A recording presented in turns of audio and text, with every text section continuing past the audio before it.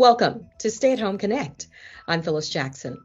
75% of the nation now seeing new cases in the United States, extremely high numbers in Kentucky, Ohio, and Florida, among others.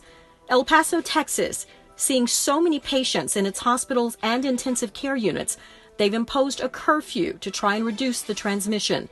To Illinois, where the state's public health director became emotional while sharing specifics of the COVID-19 update.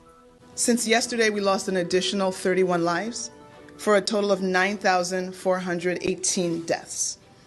These are people who started with us in 2020 and won't be with us at the Thanksgiving table.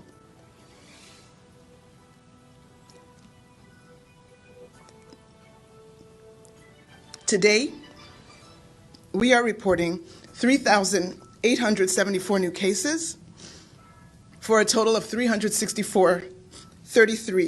confirmed cases since the start of this pandemic. Excuse me, please. Dr. Ngozi Ezike turns her back to the cameras to compose herself after sharing the news. She's begging residents to take the virus seriously. Here at home, COVID cases on the rise, along with concerns about a twindemic, a combination of flu and coronavirus. Doctors are seeing a shortage of the high-dose flu vaccine throughout metro Atlanta. Now, this is the one given to those 65 years of age and older. Georgia's not alone. Minnesota, Massachusetts, and New York also seeing limited supply. Antiviral drug remdesivir becomes the first in the U.S. to get FDA approval for use in the treatment of COVID-19. Emory infectious disease expert Dr. Anish Mehta is the principal investigator for the remdesivir trial at Emory. 103 patients took part in the study, and in fact was the leading enrolling site for the research.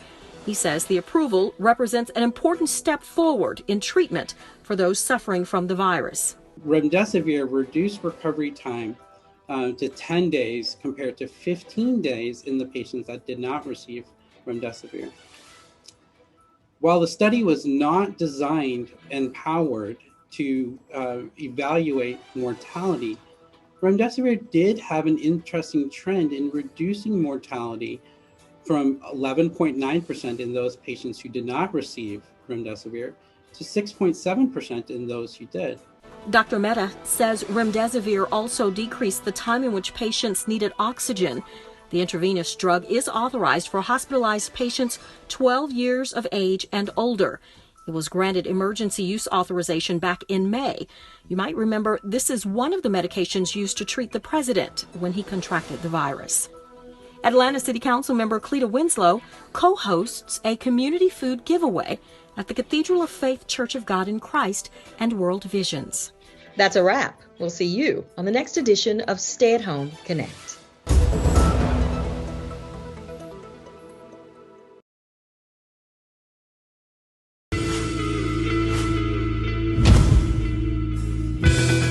Community values,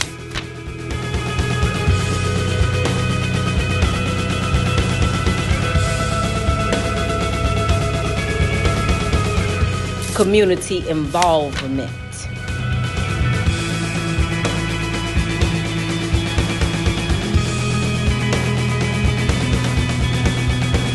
community improvements,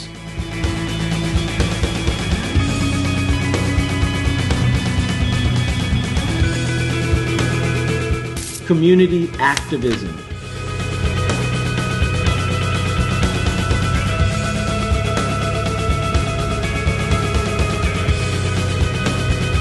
community voice,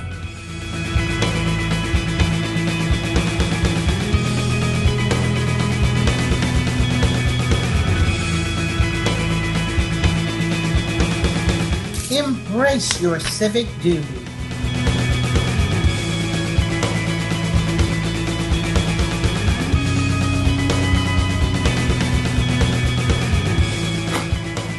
Vote. This message is brought to you by the Atlanta City Council. I was just blessed to be able to be on the wall, not knowing that I was going to be here until a couple of days ago, and somebody sent me a photograph. But I mean, you know, I knew Hattie Watkins, who is the mother of Willie Watkins, and who helped to get the funeral home here in West End. So most of the people on the wall are people that I know, people that I've worked with. So these are people that have been committed to the West End and Westview communities. But even with that, they've been committed overall to the city of Atlanta in terms of making this city better. And I don't know of any other place, now that I'm going through my mind, where there are women that are being honored. So this is truly something great here in this city.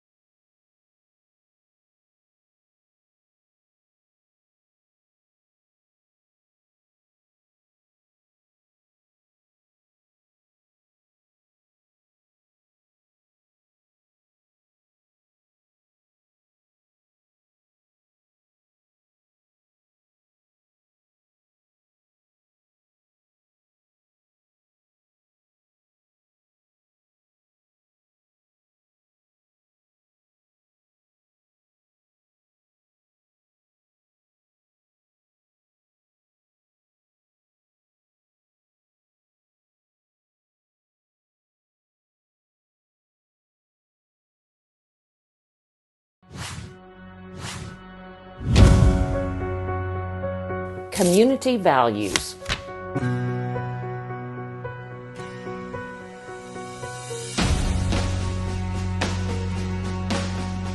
Community involvement.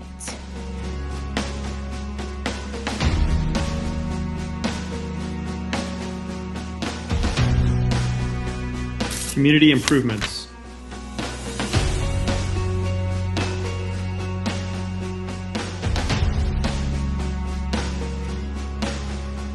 Community activism.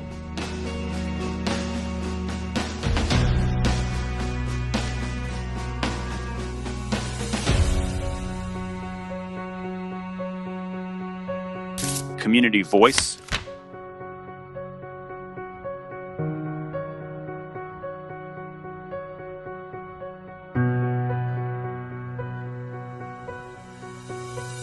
Embrace your civic duty.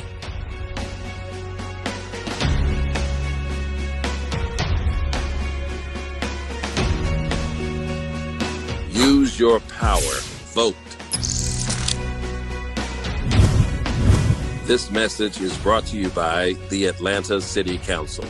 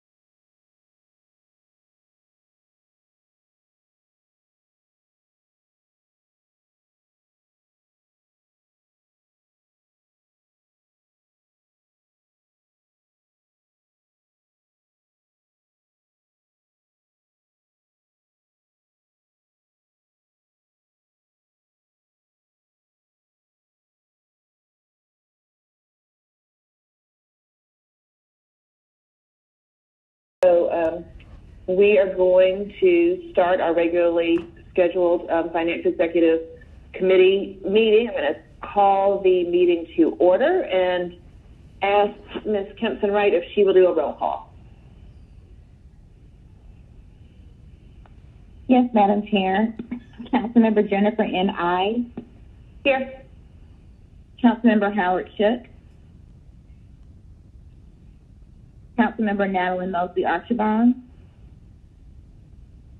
Councilmember Andre Dickens. Councilmember J.P. Mazzakai. Here. Councilmember Joyce M. Shepherd. Present. Councilmember Matt Westmoreland. Here. Madam Chair, there are a total of 4 attendees on the line today.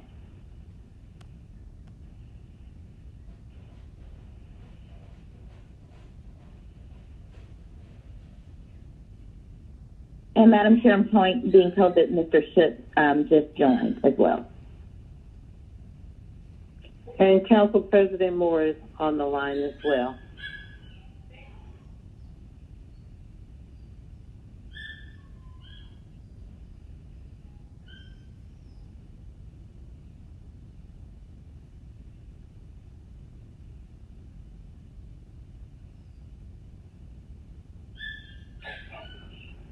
Is everyone still there? Oh, I'm sorry. I was on mute. Thank you for joining us, Council President Moore and Mr. Shook, and hopefully our remaining members will join us before we get to our legislative agenda. And Ms. Kempson-Wright, if you'll read our remote meeting statement, let's do that, and then we'll move forward with our agenda in a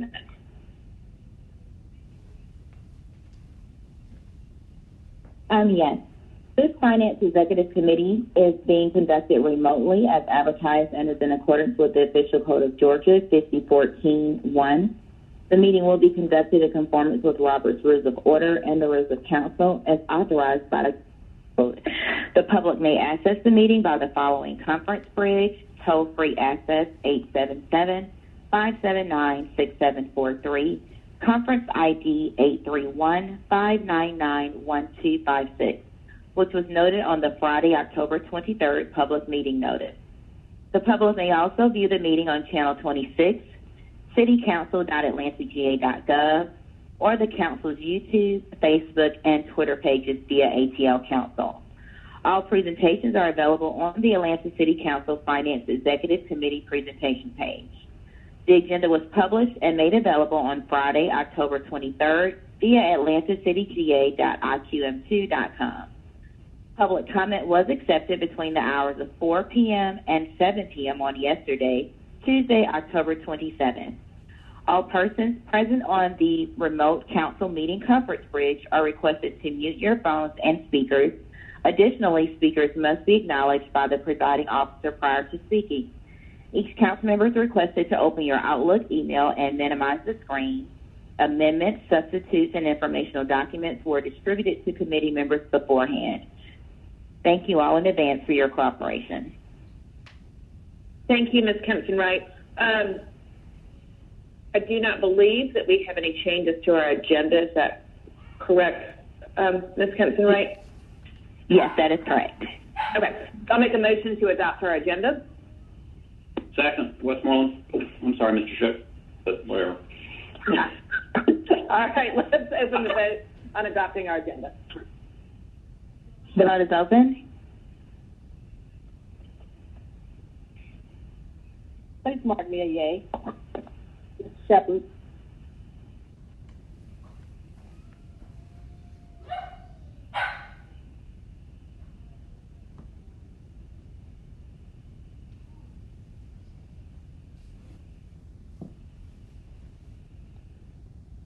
All right. I think it's still populating, but I believe that's 5 yeses, 0 no's.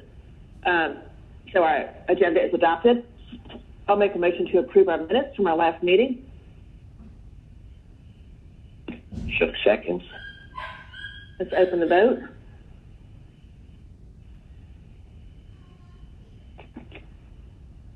The vote is open.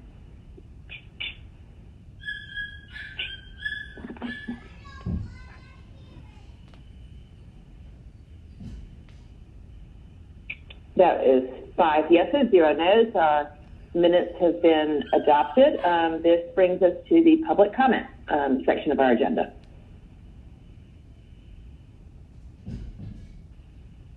Greetings to you, committee members and staff, and special greetings to you, citizens of Atlanta, who have tuned in to these proceedings. Ben Howard, Senior Advocate, Public Policy Analyst. Neighborhood Planning Unit R allow no committee reports. Let's talk finance, NPUR. Let's talk about how the NPU neighborhood planning system works better when each NPU has committees that mirror the Atlanta City Council committees. Let's talk finance, NPUR. Let's talk about why NPUR has no committee that makes any reports dealing with finance. Let's talk finance, NPUR. Let's talk about the NPU grant money, which was awarded to an Alfred White program, while Alfred White is one of the NPUR 9. Let's talk finance, NPUR. Let's talk about the money that was given to the Women's Employment Opportunity Project and Sherry Williams, another member of the NPUR 9. And let's talk about how that event was not even held within the NPUR boundaries. Let's talk finance, NPUR. Let's talk about the municipal option sales tax and how citizens voted to pay taxes of 1% of what they spend so the $4 billion Atlanta Watershed Management Program might one day be resolved. Let's talk finance, NPUR. Let's talk about why Ricardo Jacobs is not allowed to give financial reports as the representative for the Campbellton Road Tax Allocation District. Let's talk finance, NPUR. Let's talk about why Ricardo Jacobs gives no reports on the Invest in Southwest Atlanta program, which has the potential to revive the Magic Johnson complex and to bring back the S&S cafeteria, which was so loved by senior citizens within NPUR. Perhaps one day the members of this committee might agree a change at NPUR is long overdue. Be advised, however, that any attempt anyone might make to change the way NPUR operates will be met with stiff resistance by members of the NPUR 9 syndicate, Antonita Robinson, Wallace Clare, Ricardo Jacobs, Alfred White, Burnett L. Scott, Allison Hathaway, Sherry Williams, and the NPUR 9 cohorts and supporters.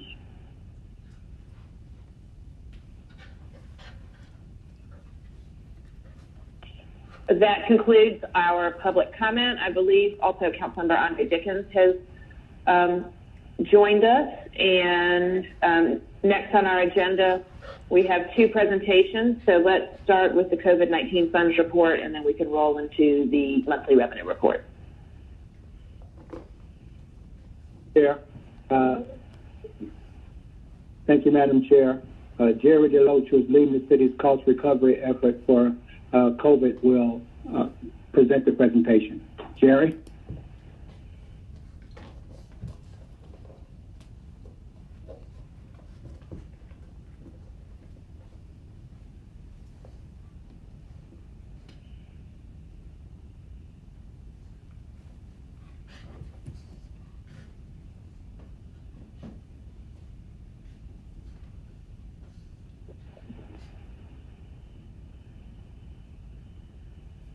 Jerry, are you there? Can you all hear me now? Yes, we can hear you now. All right. Good afternoon, Chair, Madam Chair, and to council members. I will present the report this afternoon for finance. On page 1, slide 1, there is no change. It states the date of the report, and that is being presented by the Department of Finance. Next slide, please. Slide 2 just reiterates the reporting requirements as passed by resolutions 20R3773, 20R3774, and 20R3778, and 20R3914. Slide 3, there is no change. It just restates the sources of the federal funds that we are receiving and the total amount that we receive from all of those sources. Slide 4. Slide 4 is a different slide, and it breaks down the spending for the various programs that we have funded with the CRF Coronavirus Relief Fund money. On the slide, we show the funded amount, which is $88.4 million. We show obligated costs as being $44.7 million, and we show actual costs as being $22.7 million, and the available balance for those funds right now is $43 million. There were several programs that were funded by the City of Atlanta. They included funds to help with the homeless, telework measure, food delivery, distance learning, public facilities, testing, hazard pay, the Consumer Economic Support Program, which was the Rental Assistance Program, and the Economic Support Program, which was for the Small Business Grant. We also allocated funds for health expenses, purchase PPE, and we also allocated expenses for communication enforcement, expenses for technical assistance, disinfection of public areas, and miscellaneous costs, which consisted of the funds allocated for the FEMA matching share and for the consultants' expenses, which are being covered by the grant. What we have attempted to do is provide you with information regarding the amounts that have been budgeted for each particular program. For instance, with the homeless, we had budgeted $7 million, and right now we're showing obligated costs of $3 million with actual costs of $1,015,000 and with a balance of about $4 million. Just because the balance is not there does not mean that the funds have not been earmarked for a particular program. It just means that the program has not been launched, either because we was waiting on some technical information such as the contract or an insurance agreement, etc. But for all practical purposes, the monies will be used. And if you'll go down through each one of the particular programs that have been allocated through the CRF, it will show the amount that has been expended and the amount that's remaining in each of one of the budgets. I'd like to draw your attention to the one that's dealing with the provision of economic support for small business grant. It's showing that it was budgeted $22 million, but it's only showing obligated costs of $1.5. That program was recently funded, and so all of those funds have been obligated at this particular point. That's the only change that really needs to be reflected. Are there any questions about the spending on the CRF programs? And then I can take questions at the end as well. Next slide, please. The next slide. Wait, Mr. Councilmember Shepherd, I believe, had a question. Okay. I'll just take questions at the end, Ms. Ide. I'll just wait and take them at the end. Thank you. Okay. All right, thank you. The next slide, which is slide 5, it shows the breakdown of the FAA grant that was given to Constable Jackson Department of Aviation. The funded amount for that particular grant was $338.5 million. Obligated cost at this point is $80.8 million. Actual cost, which is the same as obligated cost in this particular instance, is $80.8 million. And then we have an available balance from those funds from the Department of Aviation, is $257.6 million. The major costs that the funds at the airport have been used to cover include the bond principal payment interest, bond interest payment, consulting and professional services, overtime, some expenses for hazardous pay and employment-related expenses, and the, I mentioned earlier, the bond for principal payment as well. And so far, the Department of Aviation has used about $80.8 million of their funds that have been allocated to them. Next slide, please. This slide, there is no change in this slide. It just shows the money that we have been utilized and donated specifically to nonprofit and philanthropic organizations. It has remained static since the last report. Next slide. This is our donation summary slide. Just to give you a recap, we have recapped everything from FY20, which is in the first column, and we have captured everything from the FY21 first quarter one, and now we're focusing on the second quarter of FY20. Thus far, for the month of October, we've only had $14,000 in donations, and that is that reflects the amount of the loan space that has been donated for that, and we're actually able to capture that as a donation, the value of that rental space. And so our total for right now for donations remain at $843,096.54. And if you look below, it just shows the various, the major recipients of donations, including the fire, public works, police, and the executive offices. Next slide, please. Slide number 8 is a breakdown of individual information that's required by the ordinance. It identifies the source of the donation, the contact information for the donor, as well as the particular donation itself. Next slide, please. Slide number 9 is a continuation of the specific information regarding donors. Next slide, please. Slide 10 is a continuation of specific information related to donors. Next slide, please. Slide 11 is a continuation of information regarding donors. Slide 12 is a continuation. And then we get to slide 13.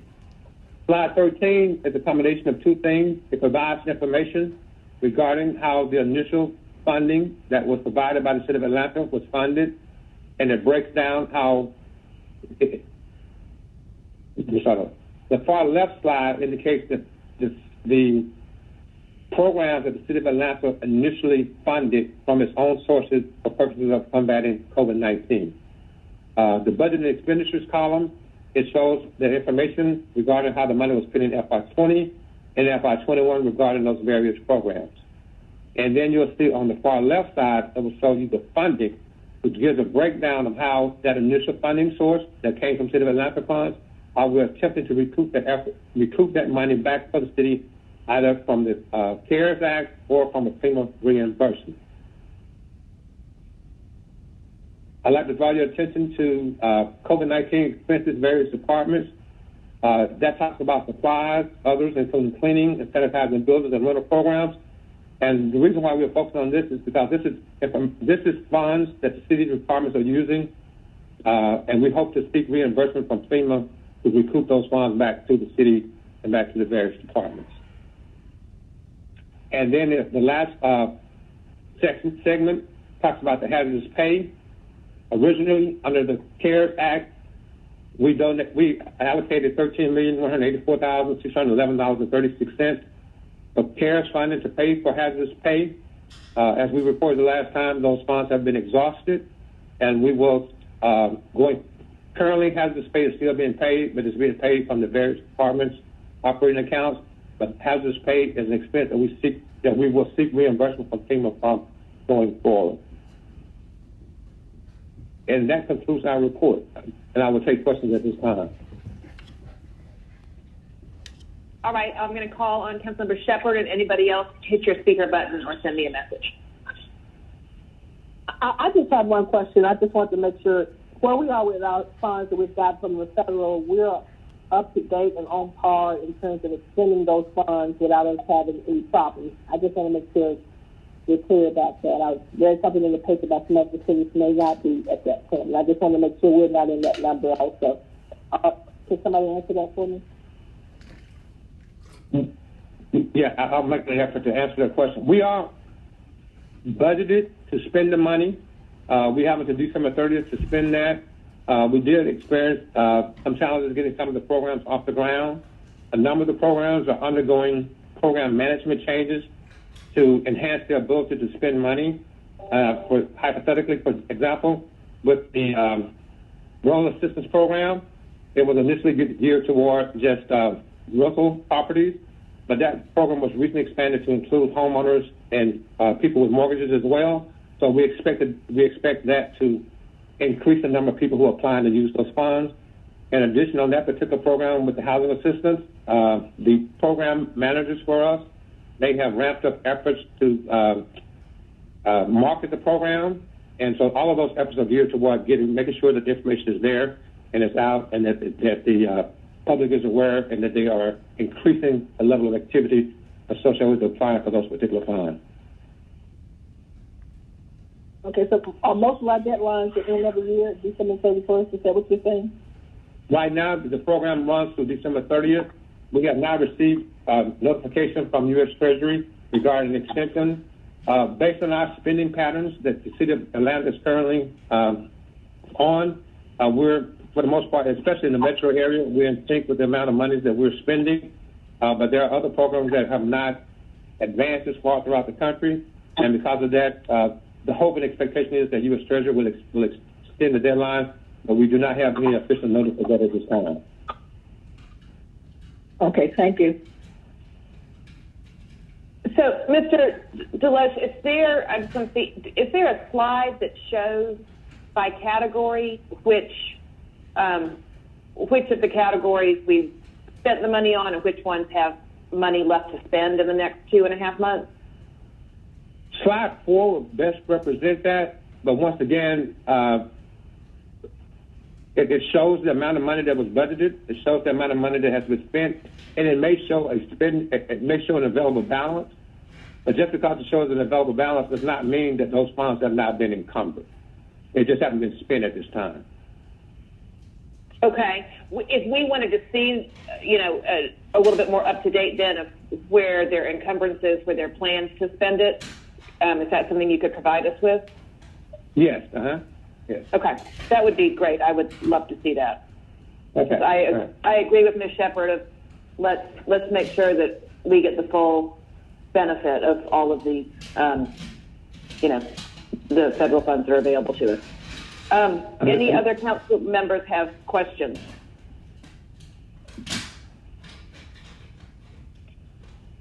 I don't see anybody else raising their hand, so thank you for this update, and let's move into our revenue report.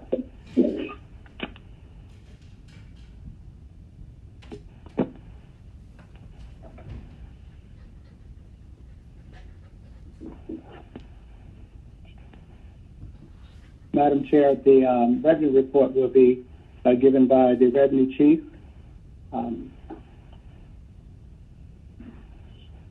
Ms. Daniels. Ms. Daniels, are you ready? I'm here. Good afternoon. Can you hear me? Yes. Yes, we can.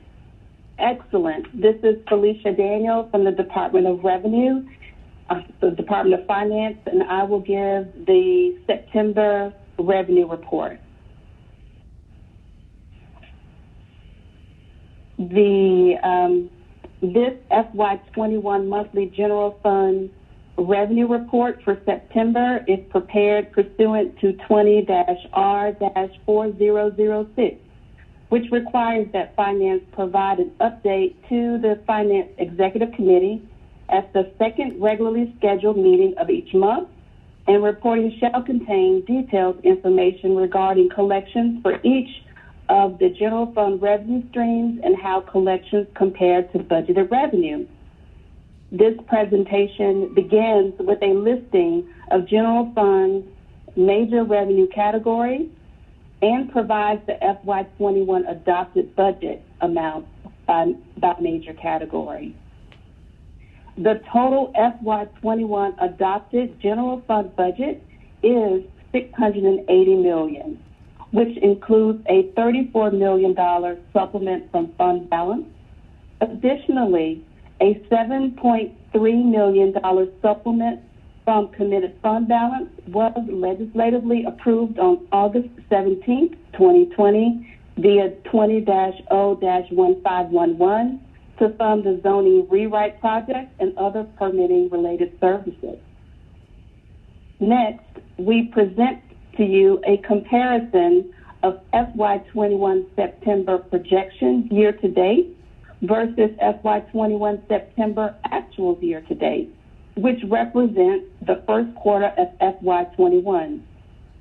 In total, year-to-date actuals are $75.9 million, which are lower than year-to-date projections of $125.8 million by $49.9 million.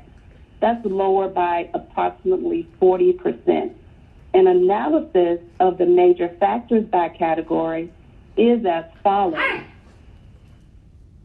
The property tax variance of $46.9 million is due only, and I emphasize and underscore, only due to a timing difference between last year's September 30th property tax deadline versus this year's tax deadline of October 31st. As a result, we have not recognized as much property tax revenues to date compared to last year. FY21 property taxes will not be realized until the November revenue report due to the October 31st due date. You will certainly see a revenue smoothing effect by the end of the calendar year as property taxes are received from Fulton and DeKalb. But again, I want to emphasize again that that variance is only due to timing. The public utility and alcohol category includes 15 active revenue streams with varying cycles of receipt. As such, this major category does not conform to a straight line methodology. This category includes alcohol excise taxes, which are significantly impacted by COVID, and taxes on motor vehicle sales, which in total contribute to the negative September variance of $90,000. Through September, we have recorded actuals of $2.1 million versus a September budget of $3.4 million, which is a $1.3 million negative variance against budget in alcohol-related excise taxes. Motor vehicle tax revenue, however, through September has recorded actuals of $2 million versus a September budget of $1 million, which is a positive variance against budget. For context, August ad valorem tax revenue was $790,000, and September tax ad valorem taxes revenue was $1.2 million, which is a $415,000 month-to-month increase. Some of this increase is attributed to a change in distribution methodology from HB 779, which increased the distribution rate from 23% to 28% for municipalities. This bill was effective on June 29, 2020.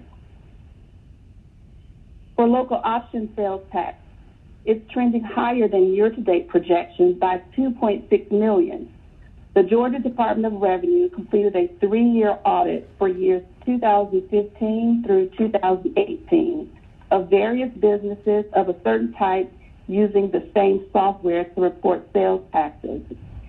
Their audit confirmed a coding error which resulted in all of the sales taxes remitted to the Department of Revenue being reported as state sales taxes. As a result, the city's September sales tax disbursement included an additional $1 million due to this audit correction. This is a one-time distribution for the 3-year audit period and does not establish a new normal trend. Other revenues is a category marked by the infrequency or unpredictable timing of receipts.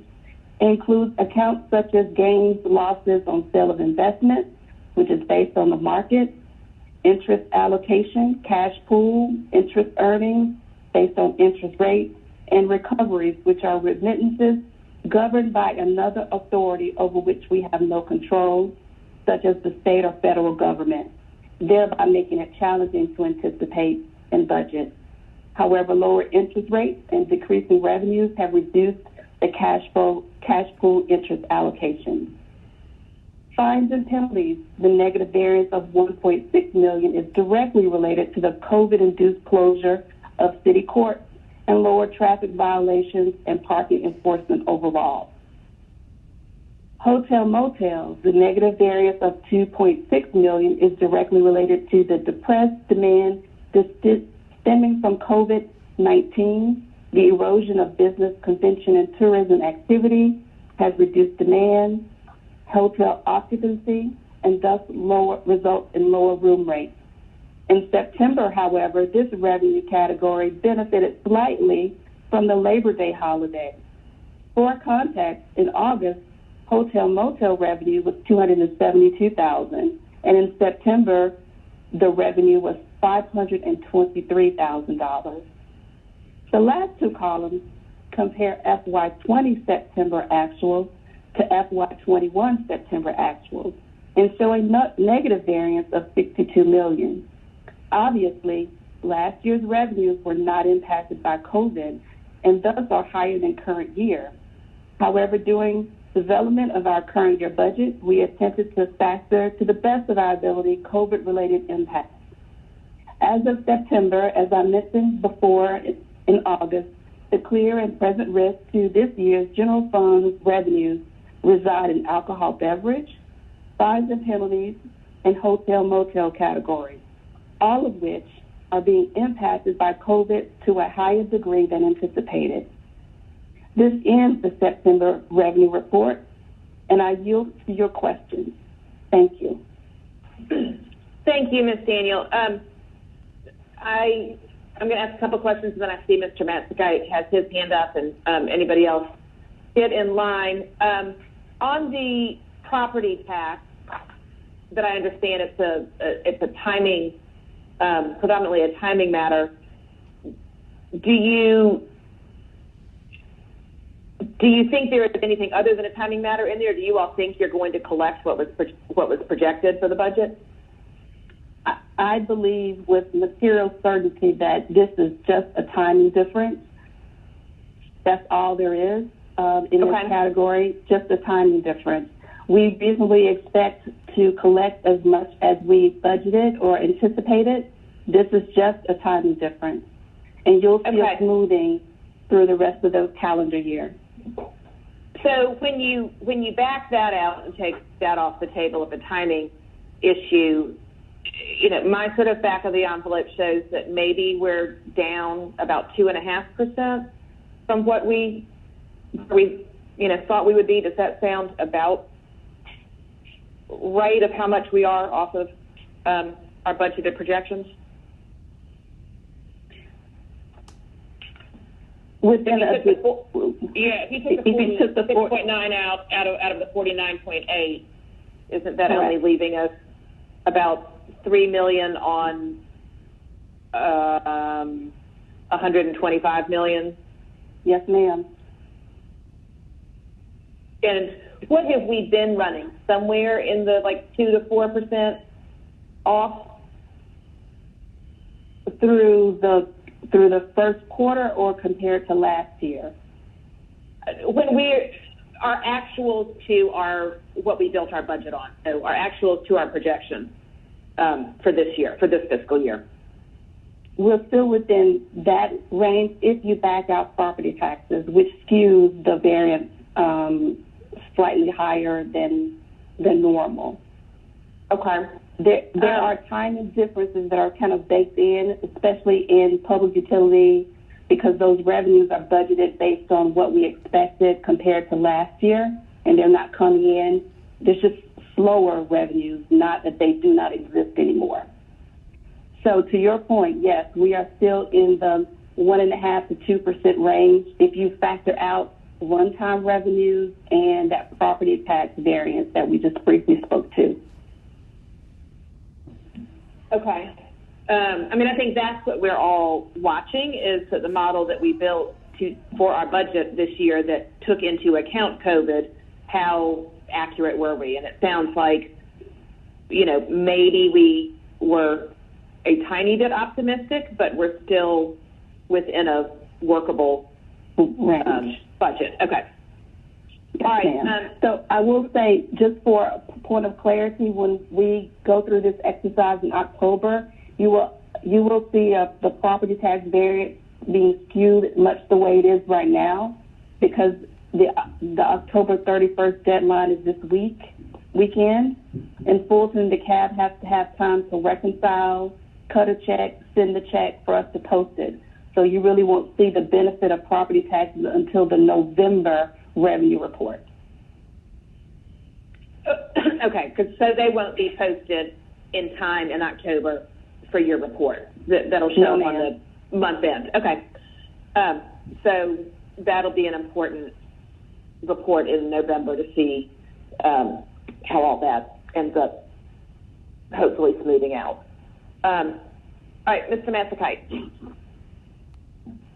Thank you, Madam Chair, and thank you for the presentation. So as the chair pointed out, it looks like we're running about $3 million under projections, factoring out the property taxes timing difference in the first quarter of the fiscal year. If we annualize that, that's about a $12 million. If we go at the same run rate that we are, that's about a $12 million annual deficit. And then we also have the $34 million fund balance and the $7.3 million fund balance. So if you add all those up together, if we are at the same run rate, our revenues would be about $63 million less than what our budget is for this fiscal year, and that hole being largely plugged by the fund balance. But there was also, so I have some concern that, we had hoped that our revenues would be higher than what we had projected, and that we would be able to not take as much money out of the fund balance as we budgeted for. And if we go along this current trajectory, that's not going to be true. Also, during the budget process, there was I guess the administration stated that they were going through an efficiency study, and they were going to share some of those results so that if, this revenue didn't materialize, we would have some options. I'd love to ask the CFO if there's been any progress and any report on that efficiency study. Yeah, so, Councilmember, basically what that efficiency study did was take a broad look at a couple of scenarios around budget cuts, okay, which is a reduction across the departments. I think we took a 2%, a 3%, and maybe I think a 5% cut. And those were all contingent on the need based on what our revenues would produce. I would harken back a bit to the revenues to say that, I think that one area of opportunity for us, may be our local option sales tax. Okay, I know that it's been trending a little bit above, but there's still some opportunities there because I think once we actually looked at our model, we were assuming closure for an extended period of time. But a lot of those closures have since then opened back up, and I think we're seeing some of that. But the challenge always is if there's a massive second wave, and that wave produces the need to actually go back into hibernation. But if that does not happen, then we're in a position where we may be able to overperform in that line item. But to your question, there has been discussions about what would be our next steps to mitigate some of the lost revenues. And I'm highly tuned into that because I'm trying to minimize the use of the fund balance as much as I can. But we have engaged in that discussion with the administration.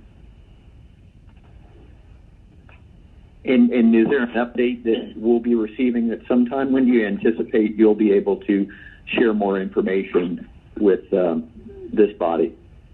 Yeah, so I would have to get with John King, okay? And so we should be able to provide you with a time frame pretty soon, council member, as to when you can expect that.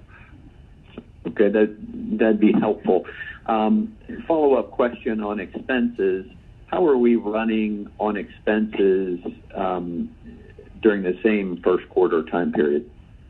Yeah, so we closed out September about a couple weeks ago.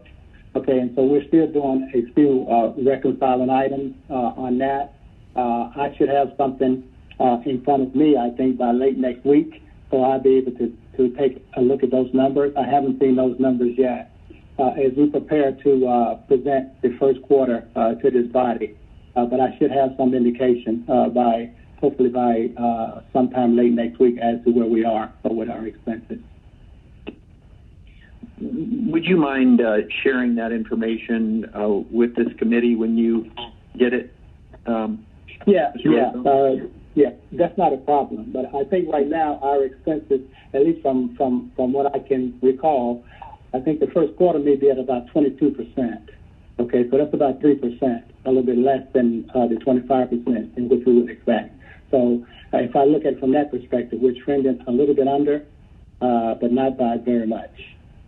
Okay. All right. Thank you very much. I appreciate it. Sure.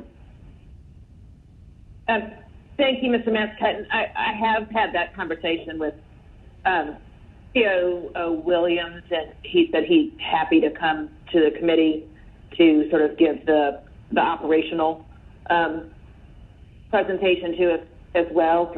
So either Mr. Williams or Mr. Keene, I'll ask them to join us next time and be prepared to speak to what they're looking at on the operational side as far as efficiencies. If there is a little bit more of a shortfall than we thought there was going to be. Anybody else? That's great.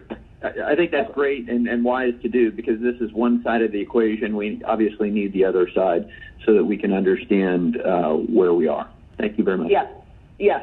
I think when we have the full final, quarter numbers in, and we have a sense of, since the property tax is such a big piece of the revenue puzzle, that's a good time to pause and say, we have a quarter in, we know what the property tax numbers are, and what do we all think at that point, and where is there room on the other side of the equation to make adjustments if we need to. Anybody else have questions for finance on our revenue report? All right. Well, thank you, Ms. Daniel. Thank you, CFO, and thank you, Mr. Deloche, for your presentations today. And we are now going to move forward to our ordinances for first read. Ms. Kempson, right?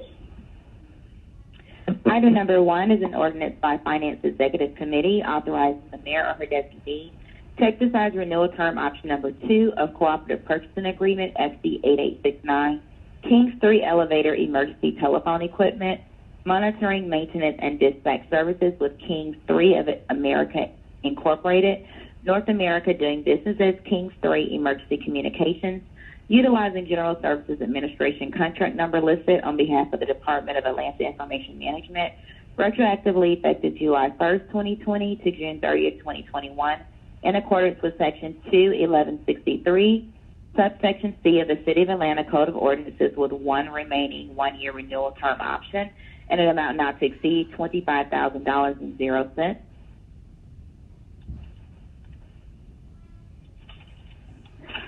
Item number 2 is 20-01675, an ordinance by Finance Executive Committee authorizing the Chief Financial Officer to transfer residual funds from various general airport revenue fund funds, 2004 Airport Revenue Fund Fund SK, Airport Passenger Facility Charges Subordinate Lien General Revenue Fund Funds 2004, Airport PFC Fund Fund, and 2010 BD TFC and sublink general revenue to the Airport FAC Revenue Fund Sinking Fund, and amend the FY 2021 budget and the aggregate principal amount not to exceed $1,400,000.00.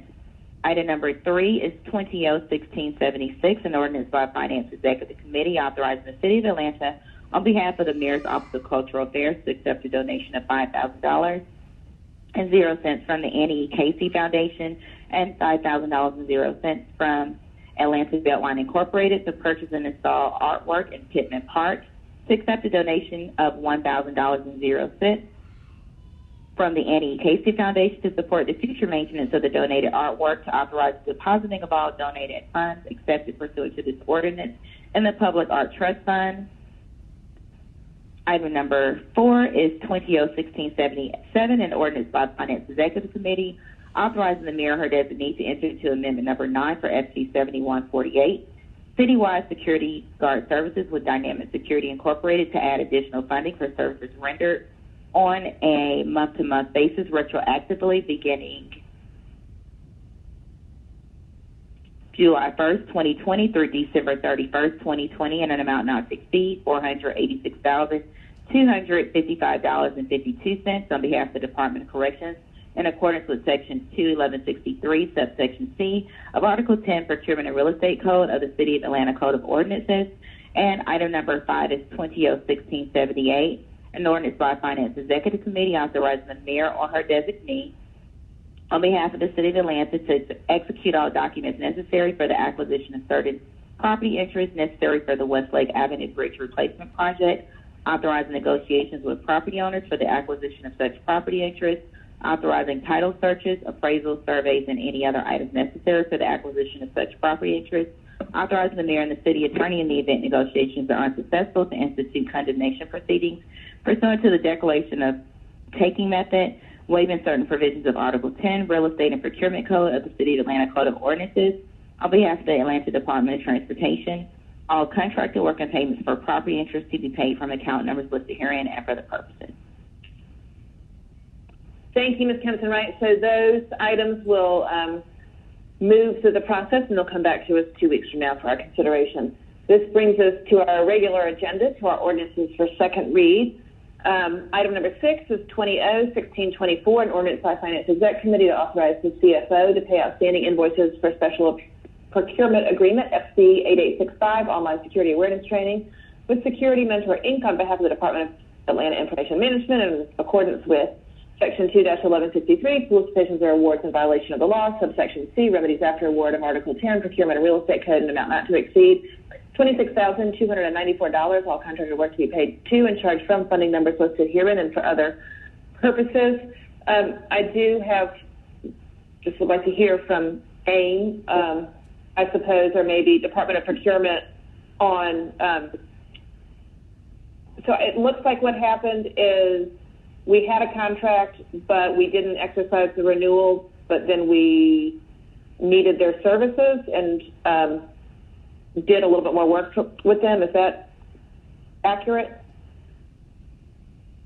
Good afternoon. This is Ty Hayes, the Chief Technology Officer.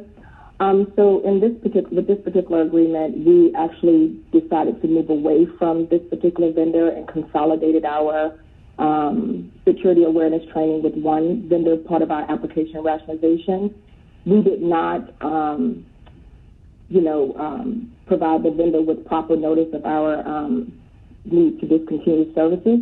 So we had law look at it, and we were advised that we need to just go ahead and pay this last payment. So we have consolidated under a different platform, but we just did not give proper notice of our need to discontinue services.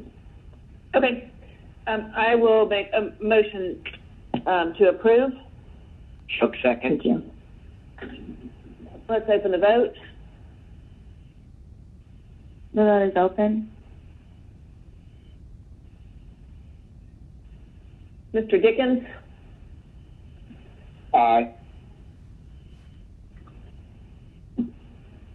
Councilor, aye. This is Dr. Bond. I'm here. Oh, no, I see it just opened. Okay, thank you. Okay. Shepherd? Yes. All right, so let's get Dickens and Shepherd as yeses.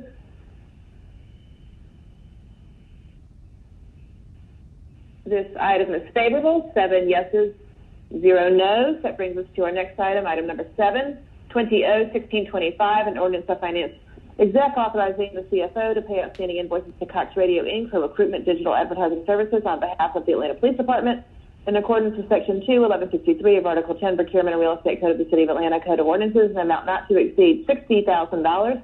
All invoices to be charged to and paid from the account listed below and for other purposes.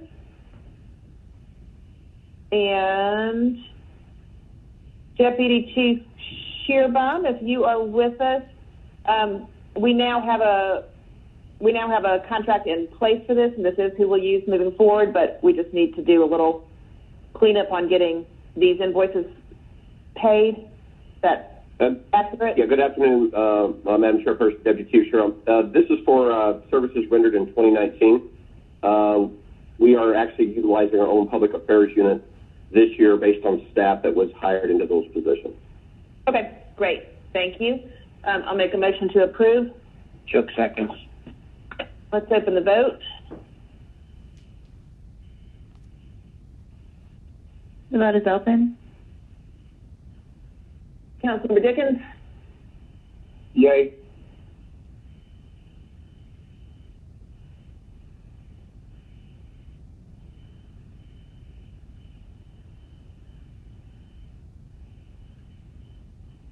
All right, this item is favorable, which Dickens, that'll be 7 yeses, 0 noes. Next item is item number 8, 20-1626. And we have a substitute on this. This comes from Mike. Does the substitute change the caption for us? Madam Chair, it does make, I think, a small reference in the caption. Okay, let me, shall I read the new caption or the old caption first?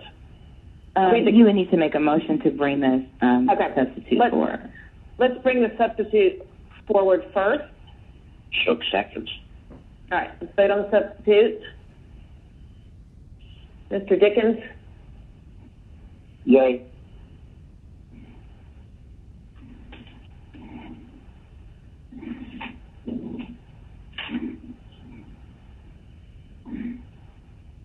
All right, that'll be 7 yeses, 0 noes. The substitute before us. So the caption of the substitute is an ordinance to ratify sole source agreement FC 10196 with Early Morning Software Inc. on behalf of the Mayor's Office of Contract Compliance for PRISM compliance monitoring software application and support, and to exercise renewal option number 3 for a term of 1 year retroactively effective July 1, 2020 through June 30, 2021, an amount not to exceed $95,310 in accordance with Section 2-1153, subsection C of Article 10, Procurement and Real Estate Code of the City of Atlanta Code of Ordinances, and for other purposes.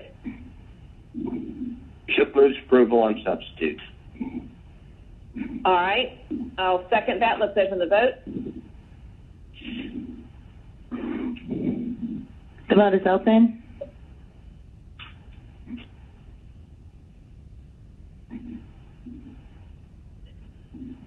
Mr. Dickens? Yay.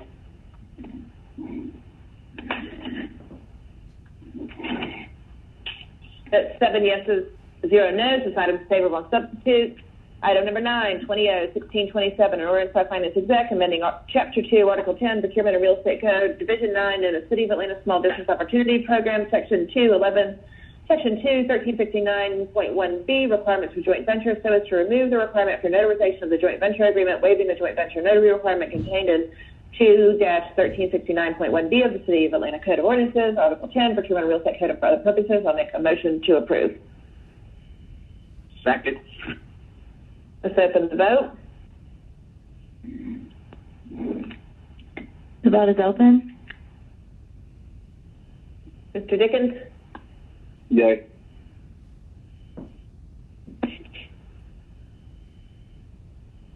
My connection's been lost. Westmoreland is a yay as well. Okay.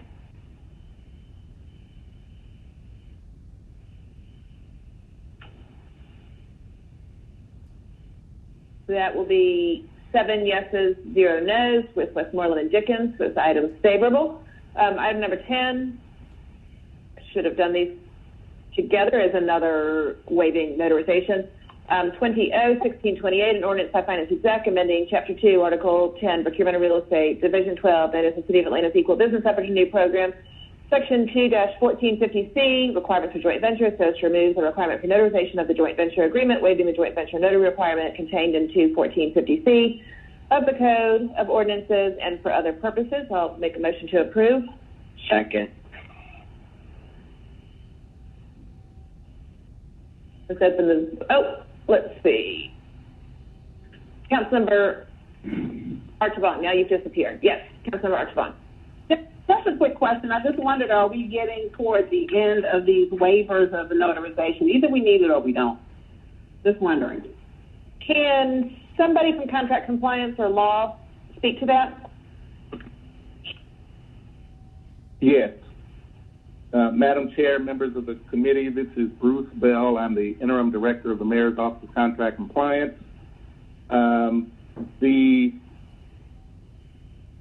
The item before you will allow us to delete the notary requirement from both codes, the EBO and the SBO codes of ordinance, which will put us in a position where we won't have to come before you in the future to request a waiver of contracts that do not have the notary clause attached to the joint venture. Mr. Bell, is this a COVID-related issue on not getting them notarized, or is this outside of that and just a general request for a waiver? No, it's not a COVID issue. This is a situation where we have joint ventures that are typically signed but also should be notarized. And if they're not notarized, then technically we have to deem the bidders non-responsive. We see this as a technicality, and the unintended consequence would be that we'd have to deem a firm non-responsive, which would make us go to the next lowest bidder, which could cost the city millions of dollars. So we wanted to do away with that. We'll make sure that we have signed agreements by all joint venture partners. We've had numerous conversations with the law department, and they have opined that the notary provision is not really necessary. All right, Councilmember Archibald, did that adequately answer your question? Yes, thank you. Okay. All right, so we had done 10. I believe we're at 11. 20-1629, an ordinance by Finance Exec authorizing the mayor or designee in accordance with 2-1163, Article 10, Procurement Real Estate Code, to ratify and exercise renewal term option number 2 for Cooperative Purchasing Agreement FC 10117 with Automatic Data Processing LLP for a term of 1 year, retroactively effective May 16, 2020 through May 15, 2021, an amount not to exceed $158,647.48. All contracted work to be charged to and paid from accounts listed herein for other purposes. I'll make a motion to approve. Second. Let's open the vote. The vote is open. Mr. Dickens? Yay.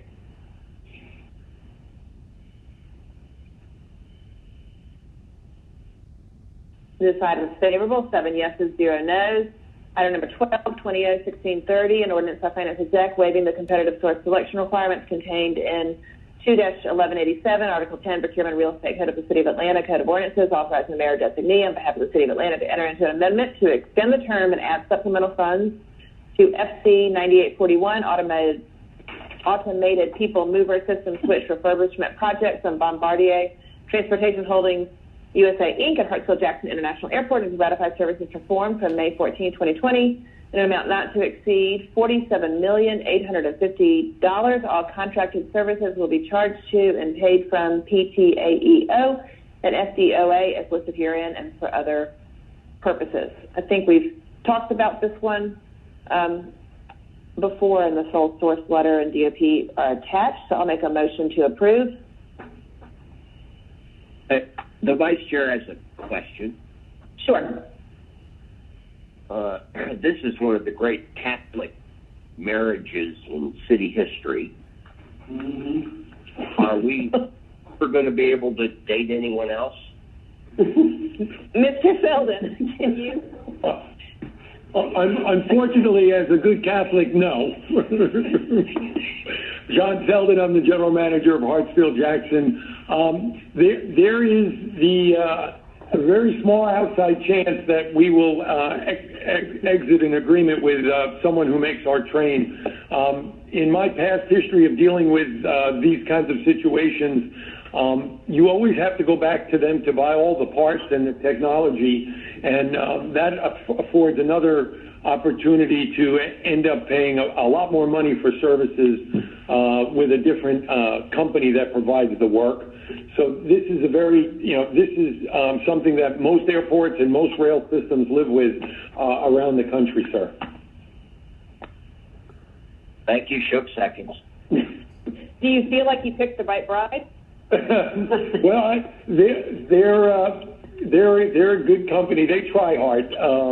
The system is 40 years old and it still runs really well. So besides the expense, it's a very reliable system that's key to our efficient operation here. So sometimes you get what you pay for, and we feel like this is a pretty good deal. Okay. All right, Mr. Dickens, your vote? I do.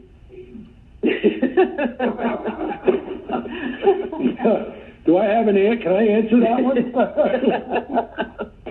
And Mr. Matsukite is not showing you yet.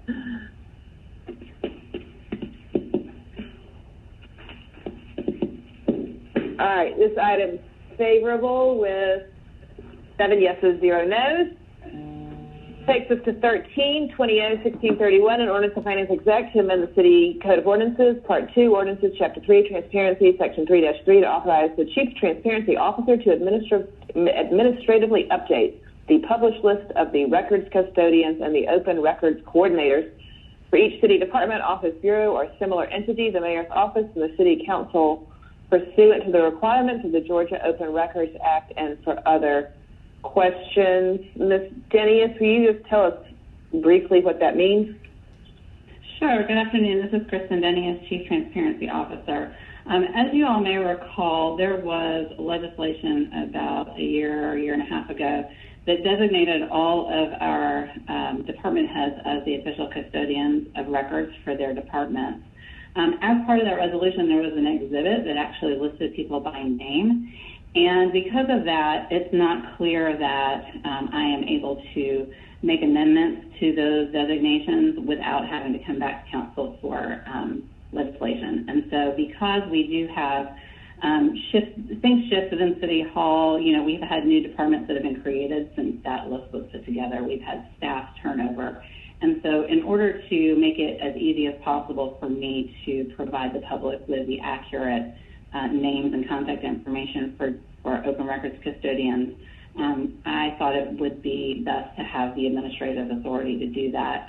Of course, I would still be complying with all of the notice requirements in the Open Records Act as far as publishing the updates, and I would be including those updates in my quarterly, or that new information in my quarterly updates to council before this committee. Shook moves approval. All right, I'll second. Let's open the vote. The vote is open. Mr. Dickens? Yay.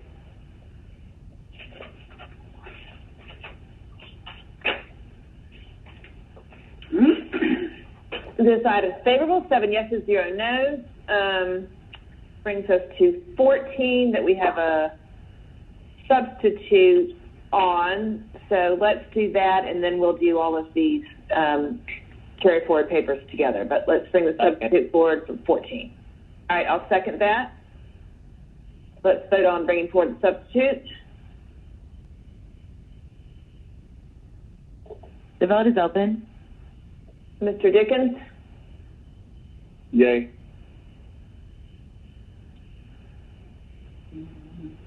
All right, this item is favorable on bringing forth the substitute. let me just look real quick and see. Ms. Kempson, right, on this one on 1654, the substitute changes the caption a little bit, correct? Yeah. Yes, Madam Chair, it does. Oh, okay, so I'm going to read the captions for 14 through 20, and then we can vote on all this together. So item 14 is 20-1654, an ordinance authorizing a donation amount not to exceed $1,000 from the Post 3 at Large Carry Forward account to Park Pride to assist in funding improvements to the Underwood Hills Park, and authorizing a donation not to exceed $5,000 from the District 5 Carry Forward account to Park Pride for funding renovations to the Reynoldstown Park and for other purposes.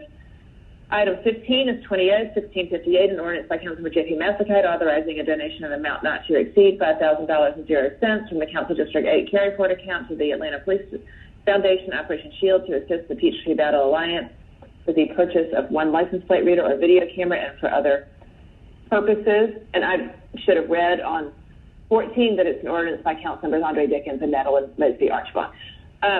Item number 16 is 20-1660, an ordinance by Councilmember Matt Westmoreland authorizing a donation amount not to exceed $1,000 from the Post 2 at Large Carry Forward account to the Chalet Peyton Woods Community Association to support ongoing neighborhood projects and for other purposes.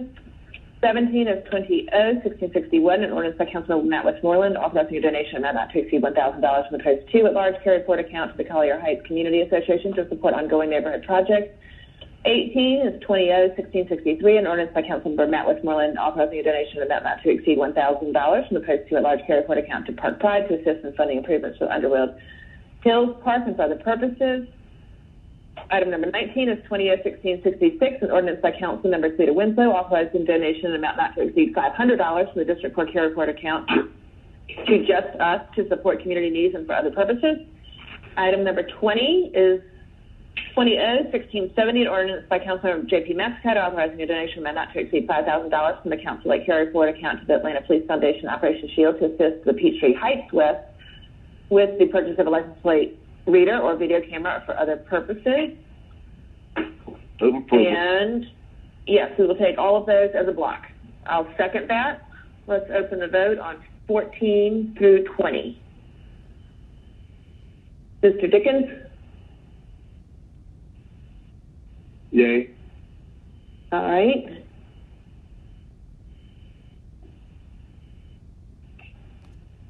Those 7 items are favorable with, let me wait and get with Mr. Dickens in there, it will be 7 yeses, 0 no's. So, jumping back down to we're next at our resolutions.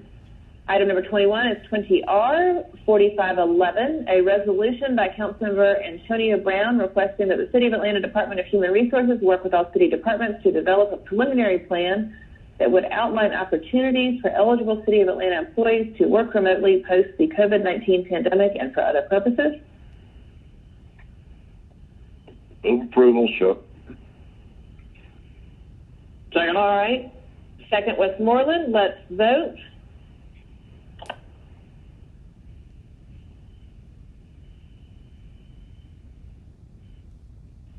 Mr. Dickens? Yay. No. That item is favorable. 7 yeses, 0 no's. Item 22, 20R 4514, a resolution of Councilmember Howard Shook authorizing the CFO to refund customers for overpayments to water and sewer accounts to amount blank. All funds to be charged to and paid from fund, department, organization, and account numbers listed herein. This item we're going to hold until we need it. So I'll make that motion. Second. Let's open the vote.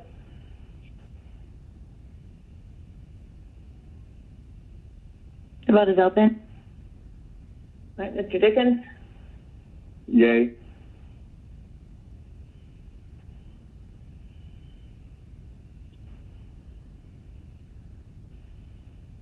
That is favorable. We set 7 yeses, 0 no's to hold in committee. Brings us to 23. Let me find our substitute for this. It is 20R 4560, 16. Let's bring forward the substitute. Ms. Kempson, right? This is the caption. Okay. Yeah, let's bring forward the substitute, and then we're going to hold it. So I'll make a motion to bring forward the substitute. Second by Shook. Let's vote on that. Vote is open. Mr. Dickens? Yay.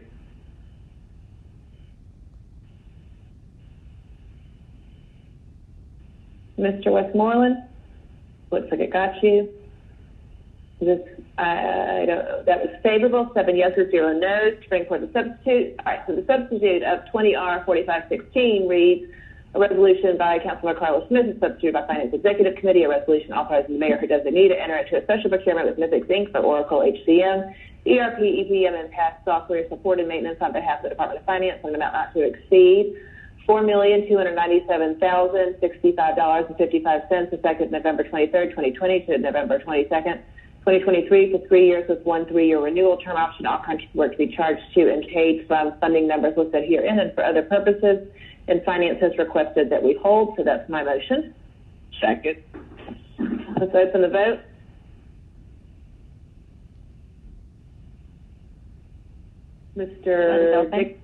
Mr. Dickens?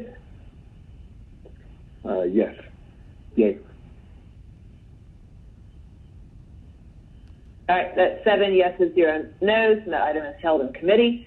Item 24, 20R 4519, a resolution by Finance Exec authorizing the mayor or designee to execute amendment number 1 to cooperative purchasing agreement number FC 10592 with Xerox Corporation to add funds in an amount not to exceed $100,858.00. All contract work be charged to and paid from the funding numbers listed herein and for other purposes. I'll make a motion to approve.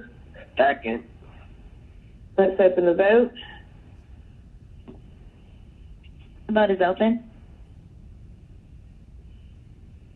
Mr. Dickens? Yay.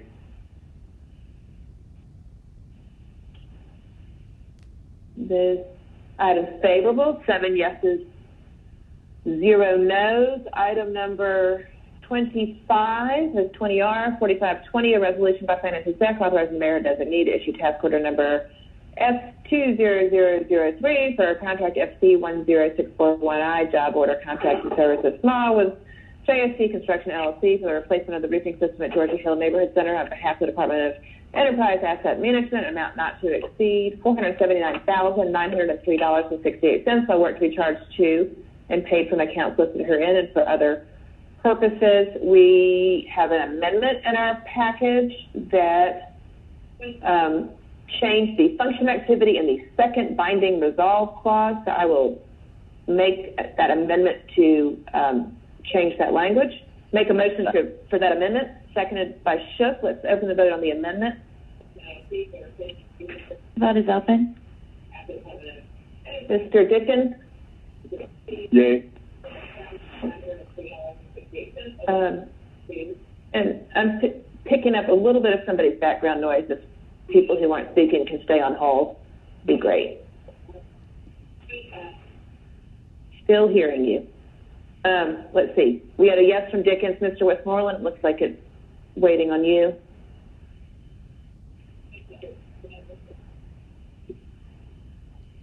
All right. That amendment was successful. 7 yeses, 0 no's. Mr. Shook? Yeah, I'm supportive regardless, and I'll also move. I am curious. Is this was this a bond project? Let's ask Mr. Davis if he's with us. Yeah, good afternoon, Madam Chair and members of the committee. Yeah, this is part of, actually this is grant funding. Thank you. You're welcome. All right. Mr. Shook, is that a motion from you to yes. approve on amendment? All right. I'll second that. Let's open the vote. Vote is open. Mr. Dickens? Yay.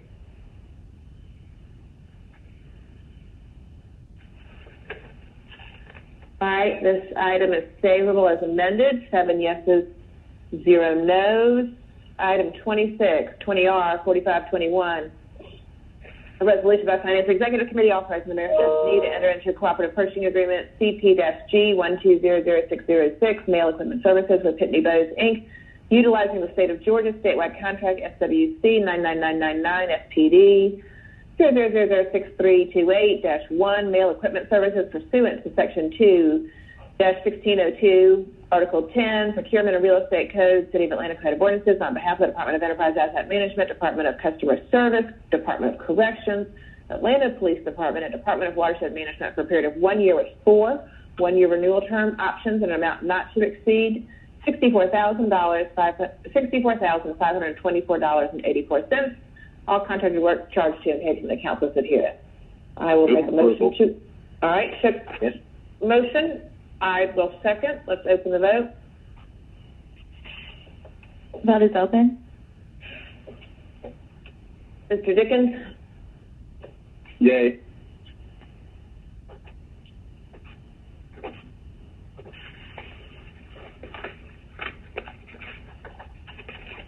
All right, this item's favorable. 7 yeses, 0 noes. This brings us to our dual referred items. Item number 27 is 20-1655, an ordinance by Councilmember Marcy Collier Overstreet authorizing the CFO or designee on behalf of the City of Atlanta to transfer an amount not to exceed $135,447.22 from the fiscal year 2021 general fund budget to the U.S. Department of Housing and Urban Development, HUD, to satisfy an outstanding repayment for disallowed costs from the HOPWA 2018 grant, and to authorize transfer of expenditures in the amount designated above from the 2018 HOPWA grant to general fund. I'm just going to ask again, can people who are not speaking please mute your phones? We're picking up some background noise. HOPWA grant to general fund account and for other purposes. My understanding, Mr. Westmoreland, is this was favorable out of your committee yesterday? Yes, ma'am. All right. Approval. Motion by Shook. I will second that. Let's open the vote. The vote is open.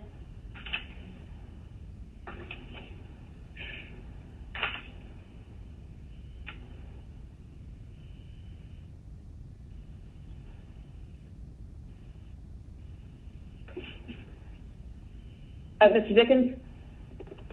Yay.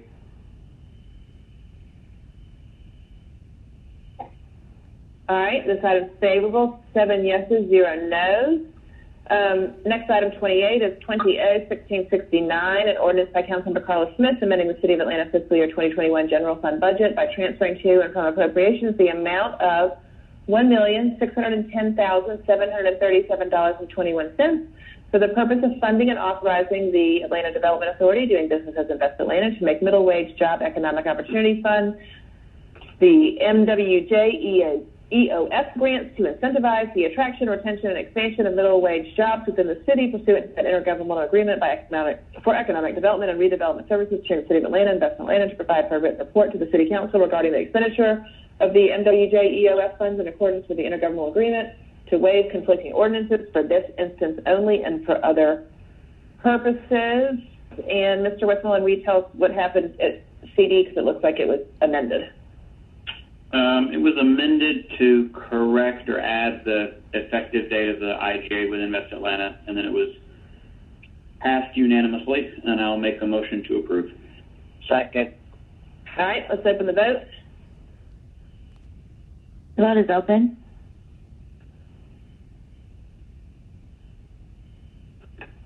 Mr. Dickens? Aye.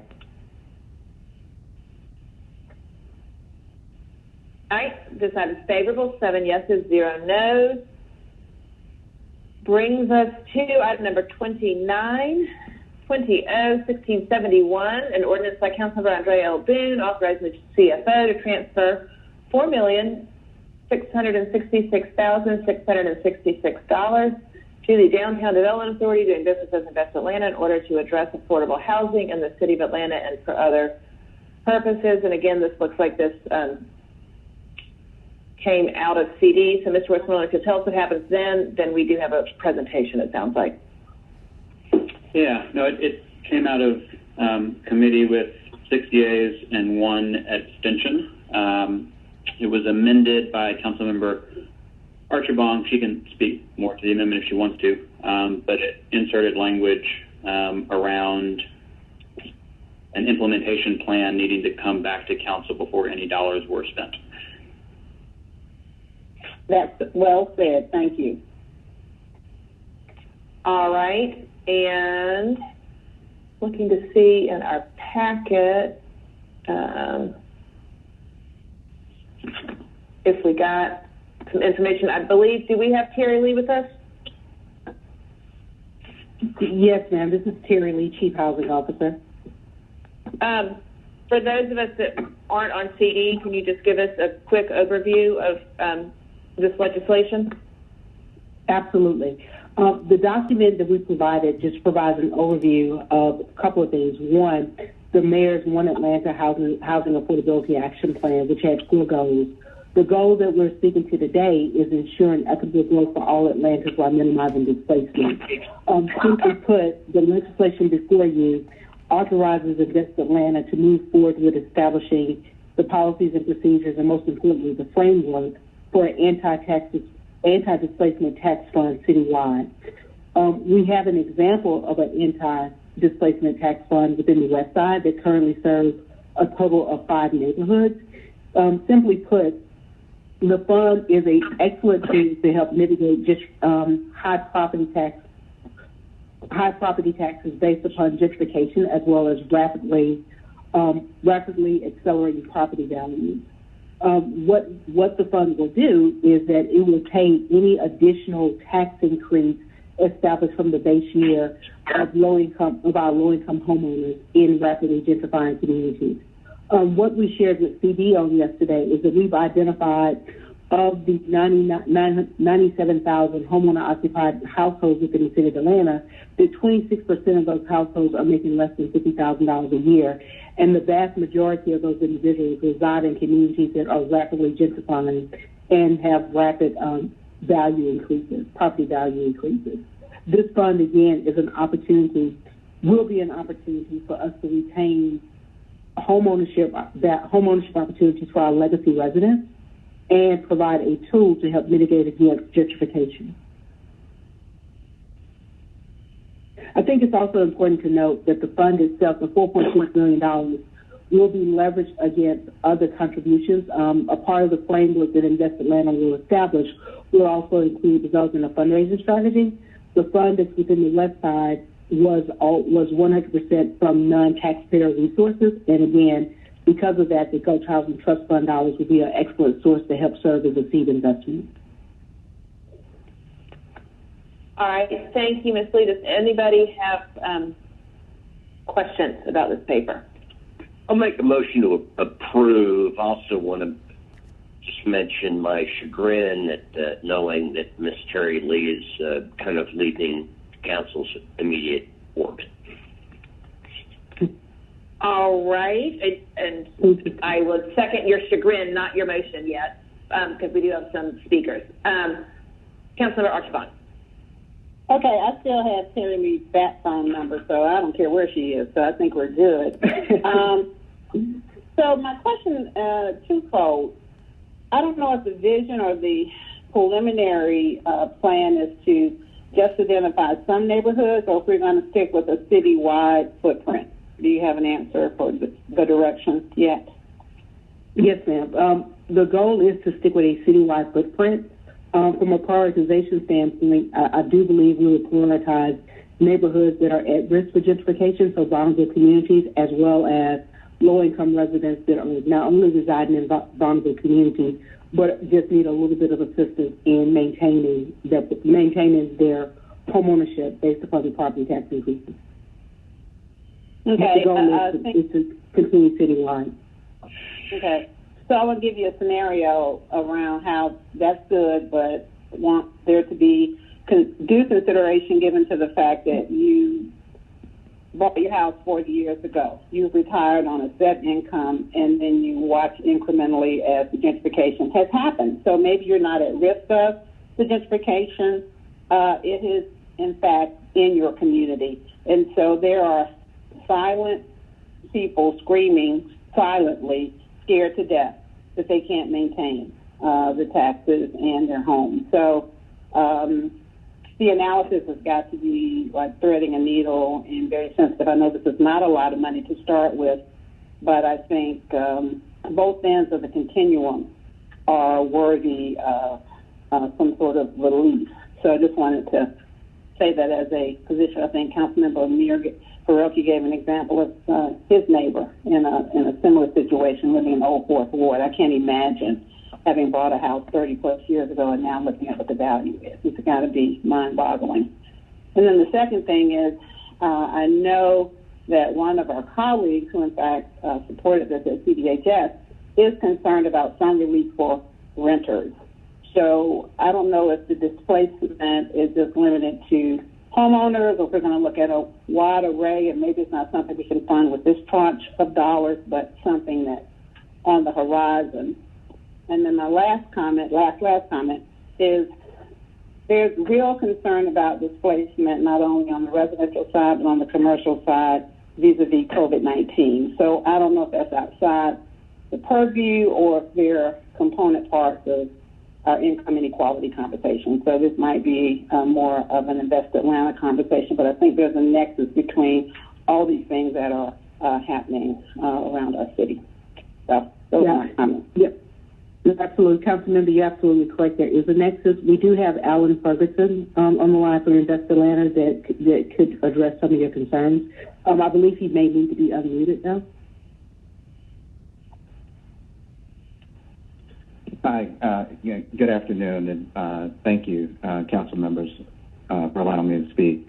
So yes, Councilmember Archibald, to a couple of the points that you mentioned, we definitely intend on doing a deep dive into the analysis and the data to not only look at what could be the scale and scope from a citywide perspective, but also to drill down into those areas that are kind of primed, if you will, for gentrification, as well as those particular areas that have experienced and are currently experiencing gentrification, in real time. And I know, specifically, just speaking from my own firsthand personal experience, some of the districts, or some of the neighborhoods rather, in your particular district are keenly affected by that particular issue. So definitely going to make sure that we have a focus on that particular lens. And out of that exercise, really that'll determine what are going to be essentially kind of the preferences, if any, that will be adopted regarding geographic preference on towards that end. But you also mentioned the second point, and I also want to make sure that we're aware and knowledgeable that we also recognize that the issue of displacement not only affects our residents and our homeowners, but also our local and native businesses.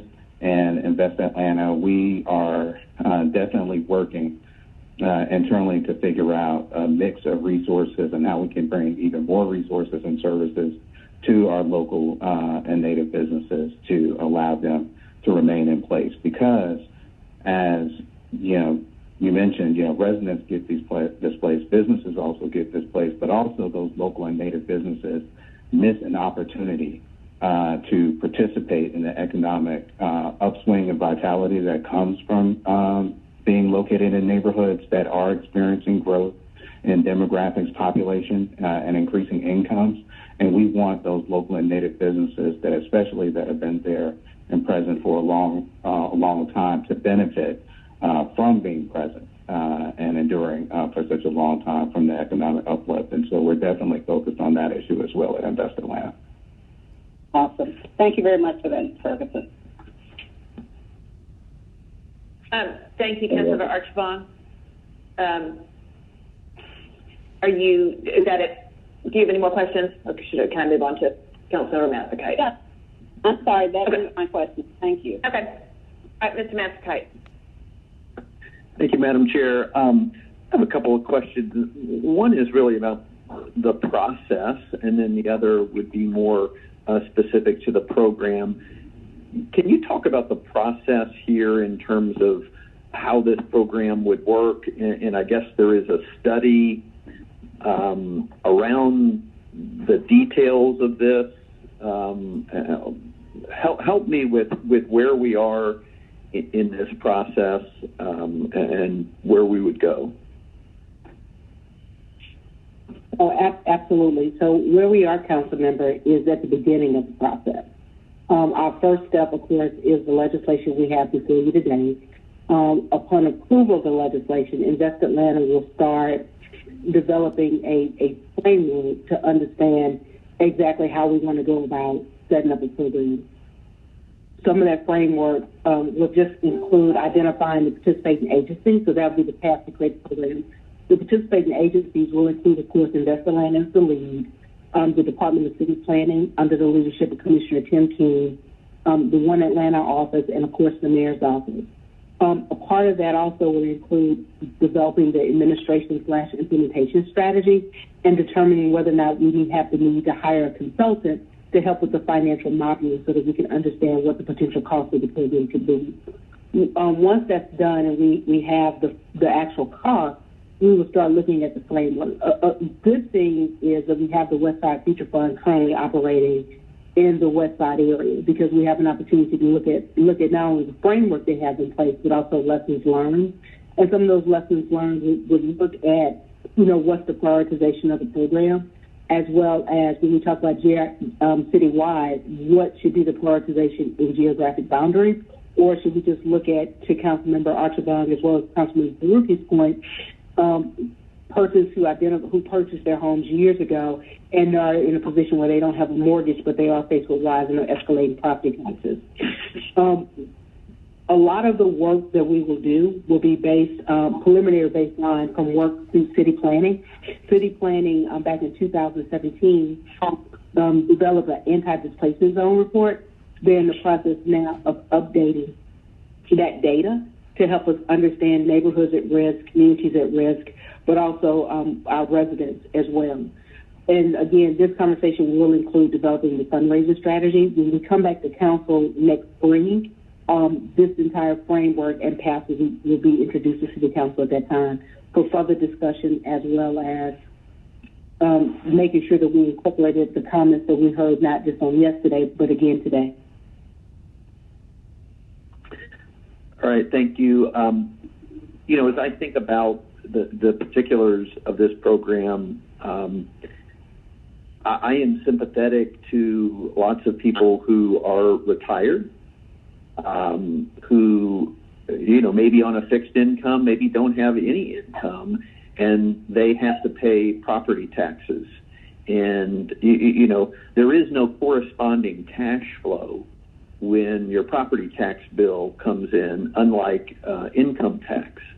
And so I've always disliked property taxes for that reason. And so I think that applies, obviously, to everyone, where you have an increase, just a general increase in the market and the appraised value of a home, and you have no corresponding cash flow to pay that property tax. So it applies to a lot of elderly people, people who are on fixed incomes, all throughout the city. You do have cash flow when you eventually sell your house, presumably at a higher price if it's been going. How would this program work? Would you repay the money when you eventually sell your home, or how would that work? Hey, I believe we still have Alan on the phone. Alan, do you mind addressing that concern? No, not at all. Not at all. Thanks, Councilmember. Yeah, so what we're anticipating is that this program will actually be a grant program. Will actually be a grant program instead of some type of subordinated lien or loan type program. And actually, one of the reasons kind of driving that decision is that we recognize that some of the earlier challenges that were experienced by the West Side Future Fund was that there was a lot of mistrust around a program that involved a lien on the property. And so we want to kind of head that particular objection off on the front end to let our residents know that this is intended to be a grant program, and this is not some type of exercise for somehow the city to gain control of their properties or some other type of intent. Also, the other reason that I think it's important that we structure it and propose it as a grant program is that, as been well documented, we're really trying to affect issues regarding income inequality and economic mobility in the city. And being able to take advantage of the appreciation that a homeowner experiences as far as, the increase in equity value in their home is one of the key tenets around building, household wealth and community wealth for a lot of minority populations, particularly African American communities. And, there have been some recent studies that have been published on how the economic value of Black homeownership within urban areas has been depressed for a variety of different reasons. But essentially what it translates into is that African American owned households receive less equity value, less equity appreciation than other populations. And so we definitely don't want to, enact some type of inordinate barrier or measure that would contribute to that disparity. And so that's also one of the fundamental reasons, I think, why we need to orient this program as a grant versus some type of lien program. Yeah, I hear you, but I don't want to pay taxes either, and I would have more money if I wouldn't pay any increase in my property taxes. I am really sympathetic to the timing difference in that if your property is increasing in value rapidly and you don't have money to pay that increase with any corresponding cash flow, that this program would address that. But again, if you sell your home and you have cash, why wouldn't you pay your fair share of property tax increase if you have the money? That's a question that I have, and why wouldn't you do that?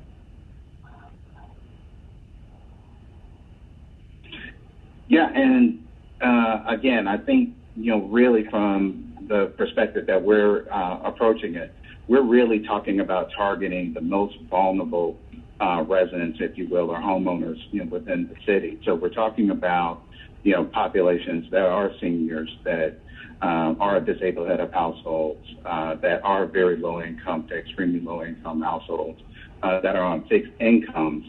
And so from that particular standpoint, if they were to experience some type of significant, financial windfall, if you will, from the sale or transfer of their property, I don't think that, given their, kind of economic status and circumstance, that it would necessarily be a fair shake from an equity and inclusion standpoint, equitable treatment standpoint for them to, necessarily have to, give up part of that because they participated in a program that actually tried to keep them in place and continue to have them be a resident of the city.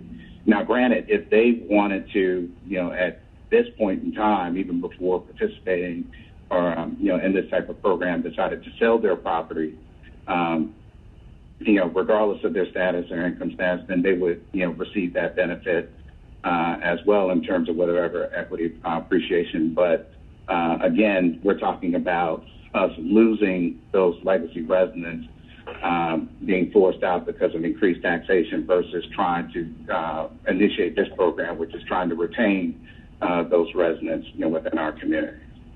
Yeah, but I think I agree with you. While I don't want to lose those residents, and I want a program in here to keep them, once they sell, then why wouldn't they pay their taxes when they had the corresponding cash flow? I think this is frankly a point that we disagree on from a policy perspective.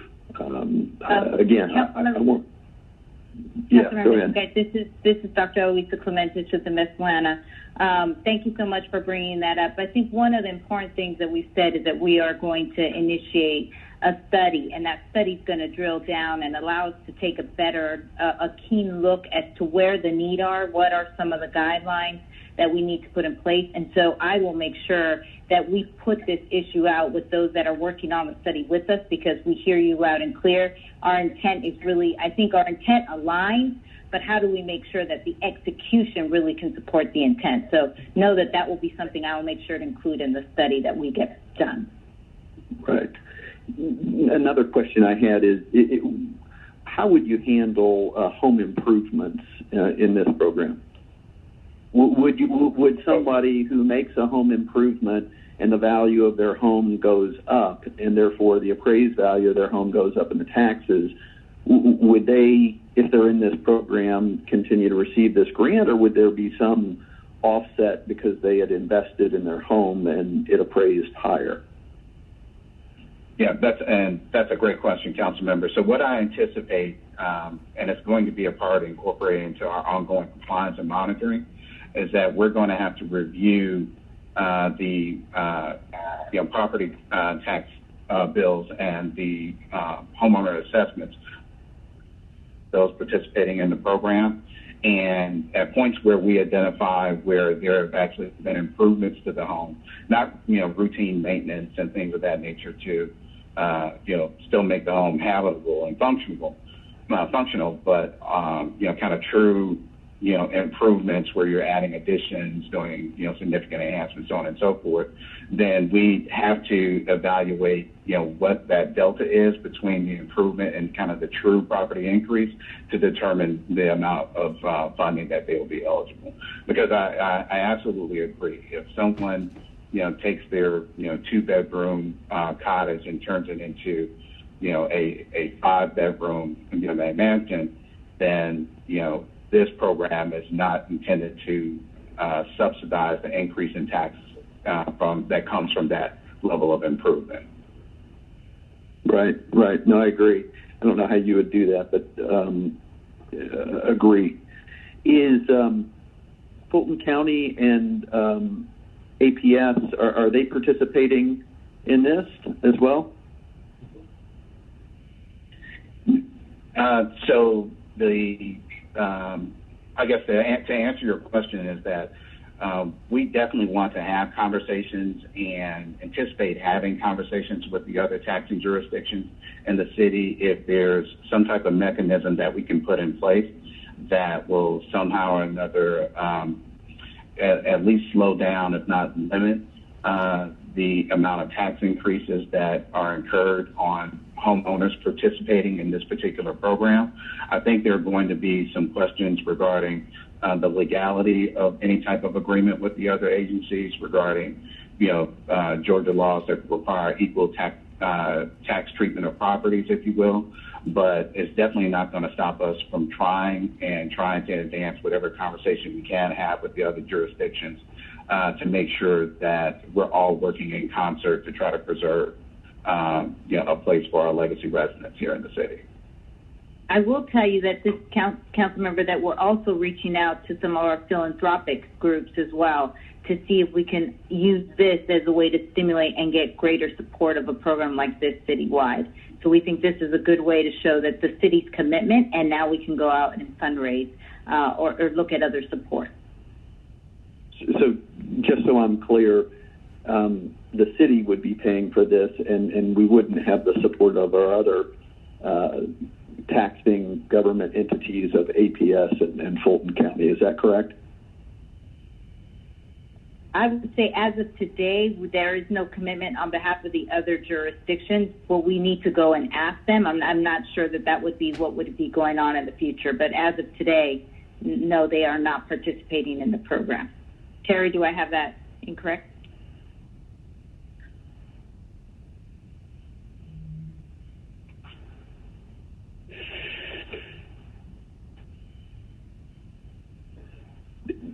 Again, I want to find a way to have our legacy residents remain in their homes, and I'm especially sensitive to this for seniors and people who are on fixed incomes and their property values rise throughout the city. I mean, this happens all throughout the city where people who are on a fixed income, who are retired, have a difficult time paying increases in property taxes. So I very much want this to be a citywide program, One Atlanta. And you know, I hope that that's the way it goes, because this is a problem for people all throughout the city. And again, making this program so that we could find a way to keep those people in their homes. I do think that we need to look at what happens when they do sell their homes at these significantly increased prices. And, you know, should they pay the taxes that were deferred? Is this a deferral or is this a gift? And so, you know, that's something that I think is a pretty big point. If it were a deferral of taxes, so people could stay in their home until they chose to sell their home, then that could potentially reinvest that money so that it could help lots of other people, and we could continue to have this. If this is just a gift, then that's going to be limiting in the number of people that we can help. So there are a lot of details here that I think are yet to be worked out. And so I'm conceptually supportive of this, but would really like to know what I'm voting for before I vote for it. So that you sense some hesitation from me and uncomfortableness in that regard. So I'll yield back, Madam Chair. Thank you. Councilmember, if I could just clarify, I just want to be really clear. The city is not paying for this. It's coming from CIM's contributions. And I do want to make a note that I have heard you, and I will incorporate the improvements of the home, the sale of the home, and other participants in our study. So I just want to make sure that you understand. I've heard you, and we'll make sure to incorporate that. Thank you very much. Appreciate it. You're welcome. My apologies, Councilmember. This is Terry Lee. When I tried to unmute, I got disconnected from the call. But were we able to address the concerns you raised? Yes, I think we got the question answered. Thank you. Thank you, sir. All right, thank you, Councilor Matsakite. Councilmember Shepherd. Thank you. I just want you all to know that I think this, I'm in support of this, but as I listen to my colleagues, and I'll also express that when I talk to you all, some of the questions they're having and some of the questions I've asked the same thing. One in particular, now, Eloisa, you all have shown me the map, and I'm not sure if you share with FEC in terms of how we look at our cities in terms of economic development. And my district is one of the districts that has a very low data of income in terms of the red lines that show that my neighborhood is a low-income neighborhood. I would suspect to you when I talk about that, and I really want us to begin to use these mapping and the data to look at how we're making decisions on all these programs we're rolling out, as opposed to just doing them arbitrarily. But in terms of looking at that, how many seniors are actually as a part of my low-income community? Because I know that I have a huge amount of retired seniors. But I also know that I also have, and I know some of the folks that I could call names of in my community, that are folks who are basically having inherited their parents' house. They're folks who parents died. These people are still low-income folks, too, who are living in their parents' house, and I could take you to some of these houses, and yes, they're living in them because their parents left them to them, but they're struggling. They're still low-income also, and are still struggling like crazy just to make the ends meet to stay in a home. However, they don't have any money to repair their home. So I know I talked to y'all before about, owner rehab programs that we had in the past, and looking at, as we talk about displacement comes, for me, I see it in two variables. One of them is protecting our seniors and our legacy folks. But I know in my communities that there are folks who are living in their homes, maybe have purchased their home and been in it for 15, 20 years, who are just doing everything they can to just keep the house up and the roof not leaking and all of this. And so as we're looking at economics, and when this is just about taxes, but at some point we are going to have to begin to look at, and these are, by the way, the people who folks are calling every day. just like they call me every day because I live in this community, and their assumption is that I'm one of those people, or my house is in such disarray, or they say they can just sell it to me, or I can sell it to them for cheap. But there is a problem with that. I do think this program should be citywide and not to just one particular area. I'm also concerned that if we roll this program out in terms of how it rolls out, how long can it last if we only have X amount of money, and how far can this money stretch?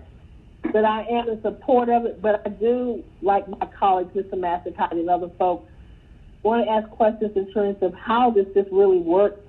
And I would like us to bring back the data to show and show how it works. I would like to possibly put some conditions on it that we don't just arbitrarily pass this without coming back with some facts in terms of how this program is coming back to this committee to making sure, and to these committees to making sure we know how the program is going to roll out. Yes, ma'am. So, Councilmember, those are all great points. A couple of things. One, there was a condition placed on the legislation in CDHS that prior to the deployment and disbursement of any funding that Invest Atlanta will have to come back to council. There was a deadline also established. If I'm not mistaken, the deadline was as of March 1st, 2021. And so what we'll make sure in that, in coming back to City Council, we'll make sure that we not only have the parameters of the program, but also the data that you requested. The second thing I would say is that you make an excellent point in regards to families or children rather that have inherited their parents' homes, which is heir property, and they typically don't have the benefit of any type of tax or homestead exemption. The way the current program was the Westside Future Fund is that they actually allow individuals that are still residing in inherited property. They allow them to participate in the program as long as they can show proof of that being their primary place of residence. And so that's another thing that we'll take into consideration as the analysis is being completed. And then the last thing I would agree with you on is that you're correct. $4.6 million is not enough money. It's really a seed investment. The way the program will work is that we will have to leverage the $4.6 million against other private and philanthropic contributions. If we model it from a time period standpoint, after Westside Future Fund, the program itself would be in existence for 20 years. And so we would need to make sure that we have enough contributions for that 20-year period to last for that time period. But all your points are very well taken, and I appreciate your support, but two, I also appreciate the due diligence that you're ensuring that we do to make sure that this program is not only sustainable but effective. Thank you. I appreciate that. Yes, ma'am.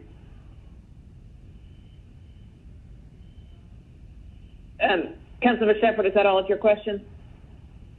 Yes, it is. Thank you. All right, Councilmember Westmoreland.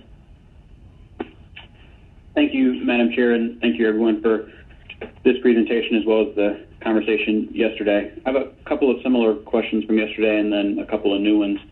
First of all, can you walk us through the timeline and the timing? When did this $4.6 million come into the city's possession? Yes, sir. So if I could digress before I start with the timing of when the city received the funding, the mayor in November of 2019, during the Westside Transform Summit, announced that the city should be receiving the first installment of the Gulch Housing Trust Fund payment, and that payment would be proposed to use to expand the anti-displacement tax fund to a citywide function. That was also reported in the supporter report following that first meeting. We initially anticipated receiving the payment in December. The payment was actually received in February of this year. As I shared with the committee yesterday, when we first received the payment in February, we were also in the midst of working on, as you very well know, the Housing Opportunity Fund proposal, and then, of course, COVID hit, the pandemic hit, and the pandemic shifted a lot of our resources to being able to standing up emergency-related programs.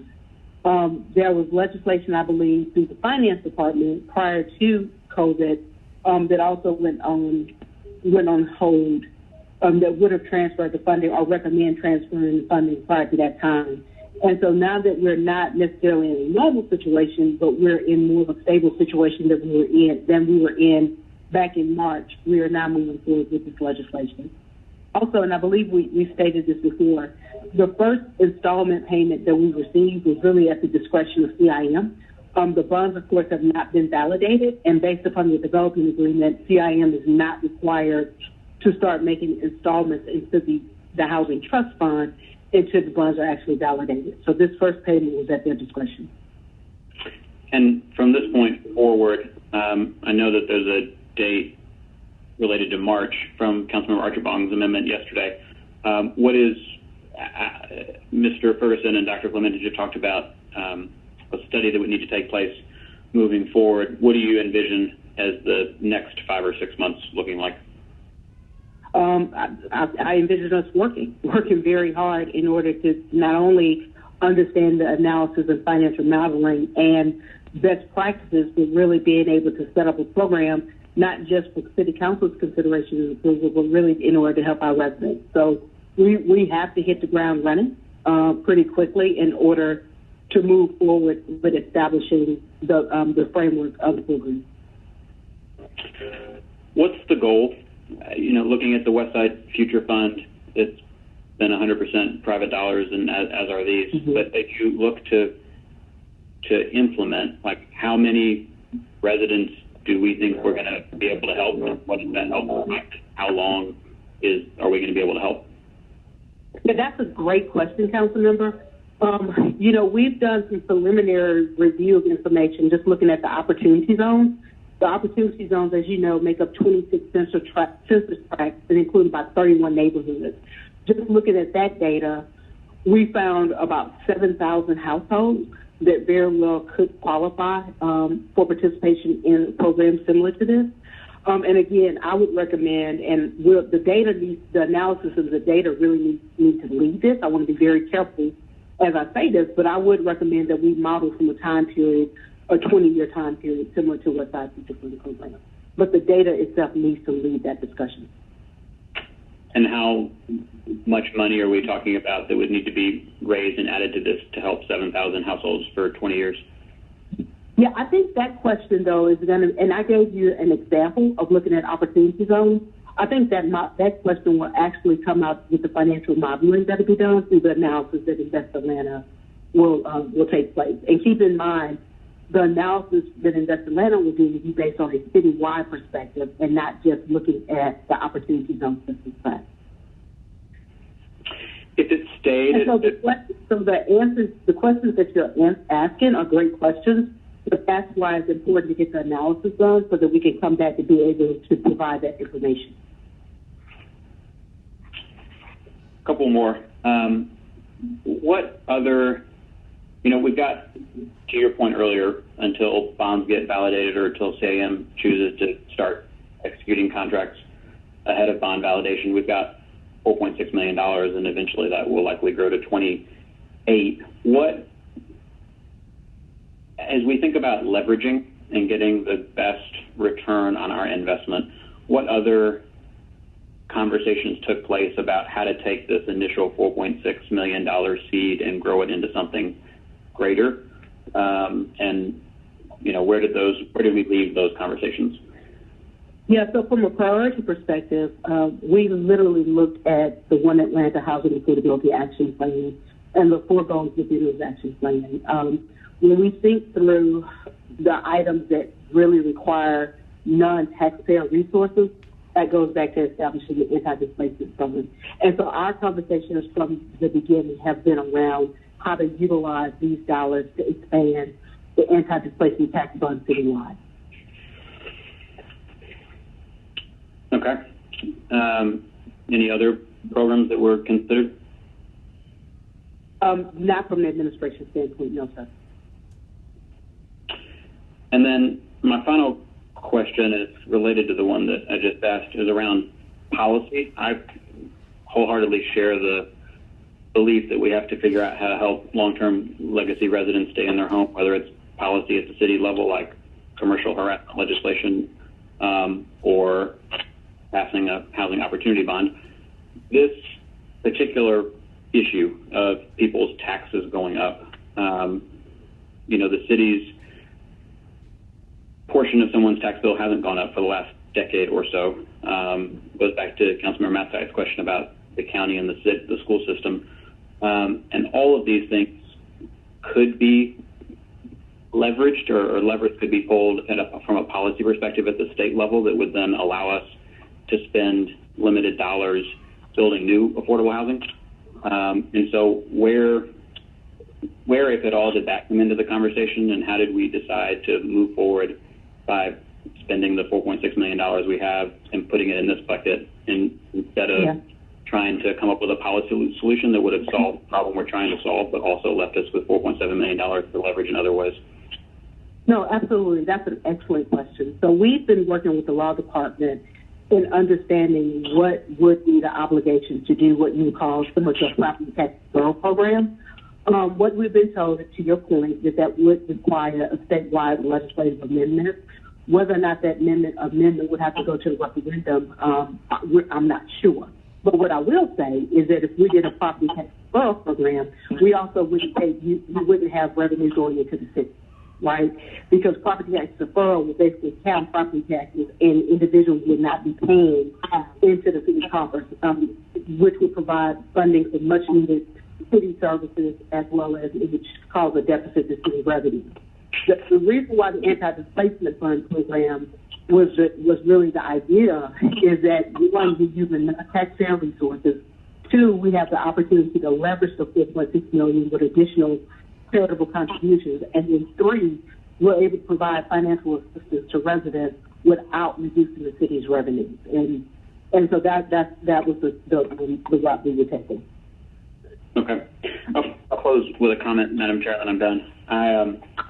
I believe that the proposal is a really important one, that addressing tax relief is vital to helping legacy residents stay in their home. For me, this all comes back to a question of how do we help the most number of residents and build as many new affordable housing units that will stay affordable for as long a period of time as possible with the limited dollars that we have. I have wrestled a lot with trying to figure out how this $4.7 million and the other $22 million that will be coming eventually from CIM could be leveraged to help have a $100 million housing opportunity bond. And as this proposal moves forward, I look forward to us figuring out how to do both of these things, because we need to address people's property taxes, but we also need to preserve and produce new units of affordable housing. And I always want to make sure that we are leveraging our dollars as much as we can. And if there's a possibility of turning $4.7 million into $100 million, we can't let that opportunity pass us by. Thank you, Madam Chair. Thank you, Councilmember Westmoreland. Councilmember Shook. Yeah, thank you. I'm not on CDHS, but for the last 20 minutes, I feel like I have been. How'd this get out of committee with only one dissenting vote? I've heard nothing but angst and frustration and questions. I don't know why we're dealing with this. How did this get out of committee? So if I had made a motion, I will withdraw it. I want to hear somebody from CDHS to make the motion to approve and the second, or an alternative motion, and I'll be happy to support you. Thank you. Motion to approve by Shepherd. All right. It looks like Councilmember Dickens is in line to speak also. Yeah, thank you. And my system is working now. Chair aye, so I can vote. But I wanted to express what I think Mr. Westmoreland expressed in the very last part of his questions was that the goal for me is to do both and to have a real meaningful conversation that isn't just a conversation about a $100 million housing opportunity bond, that whether it starts right now, which seems difficult given our revenue conversation we had at the beginning of this meeting, but it could start whenever that becomes a reasonable possibility to only talk about a $100 million housing bond and everybody say they want one, and we all say it's good to make sure that we do anti-displacement for residents, and then we have a viable plan to do that, by utilizing these funds from the Gulch. But we haven't made the necessary steps to say, well, to do a $100 million housing opportunity bond with today's bond market, with the way you pay it back, the debt service, we would need this amount of dollars in year 1, 2, 3, and then this amount of dollars in 4 through whatever. And here are some potential sources. And then we do have this fund that is capable, this fund from the Gulch that is capable of doing that, this fund from certain TAS, this fund from certain, to do that work, I know Mr. Westmoreland has put in some time to do, he put together a significant look at it with a spreadsheet and is trying to figure it out. I think we need the CFO, the administration, and everyone together to work on this together to get that done. And that way we can do anti-displacement. Even anti-displacement is a part of all the conversations related to a housing opportunity bond, from the $200 million bond that we've talked about before to the $100 million bond that we've kind of adjusted down to based on the economic conditions. But to not continue forward with the conversations about how, even if it starts in 2021 or starts in 2022, you just give people the long-term ability to plan for that. That is a desire that's not just going to be talked about, but it's something that we're going to work toward. And as we go into our budget cycle, in a few months, give it 3 or 4 months, we'll start talking about budget.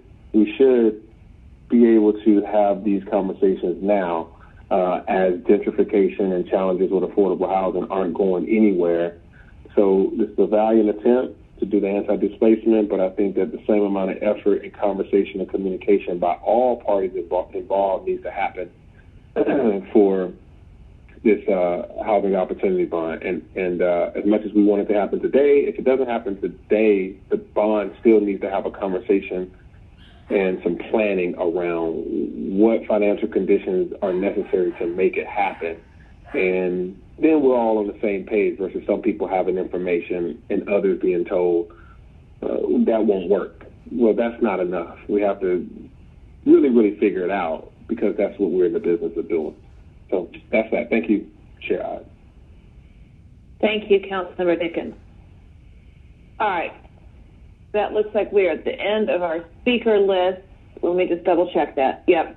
And what is on the floor is a motion by Councilmember Shepherd.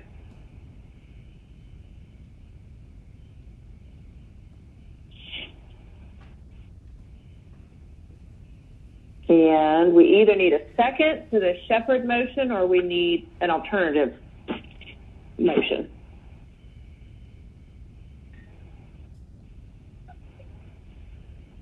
Are you asking for a motion to adopt or approve? Well, Councilmember Shepherd made a motion to approve, and we need a second to that, or we need somebody to do something else? I'll second it. Okay, there's a motion by Shepherd to adopt and a second by Archibald. I don't know if there's any discussion or if we've discussed enough, so we will open the vote. Vote is open.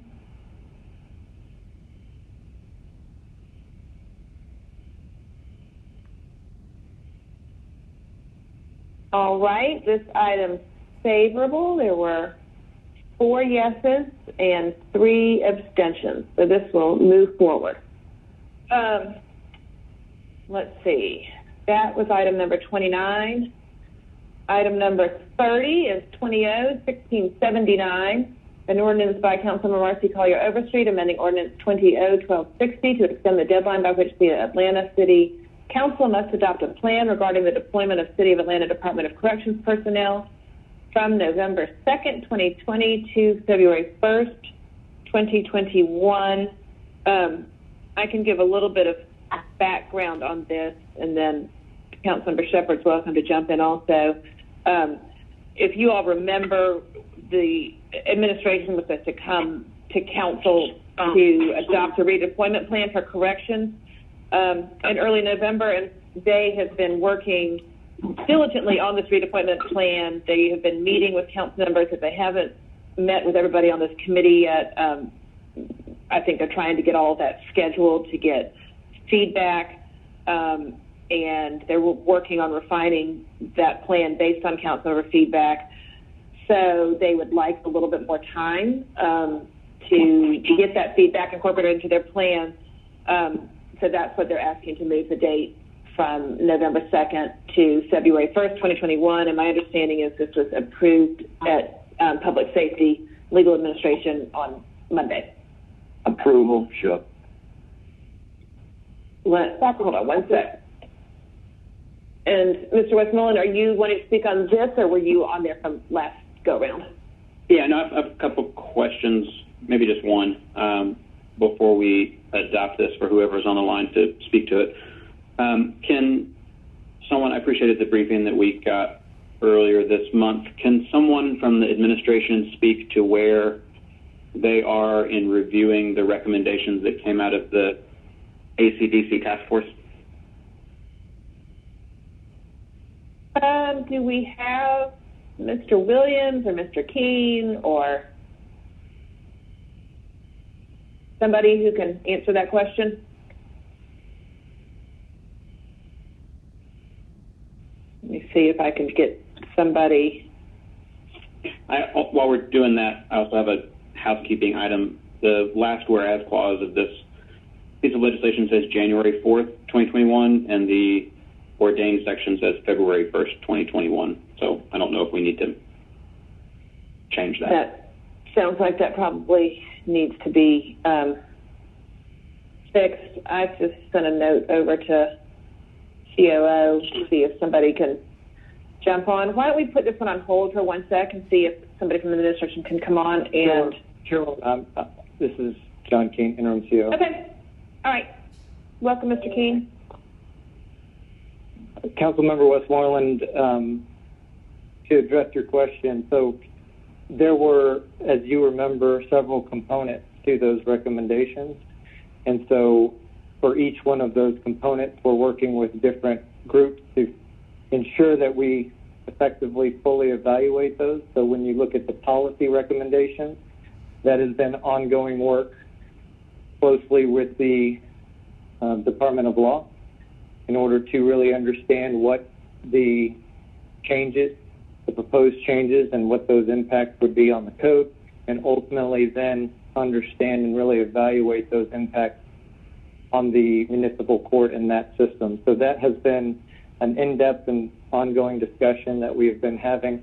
Obviously, as you might imagine, with the pandemic, it has diverted some attention that we otherwise would have focused on that evaluation.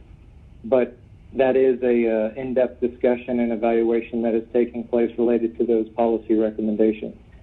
Similarly, on the buildings recommendations, we've been working closely with the Department of Enterprise Asset Management in order to understand what would be the options related to the preferences put forward by both the task force as well as some subsequent surveying that was done of the community to understand what would be needed in order to move forward and just ensure that we're clear on those recommendations so that the mayor can fully evaluate.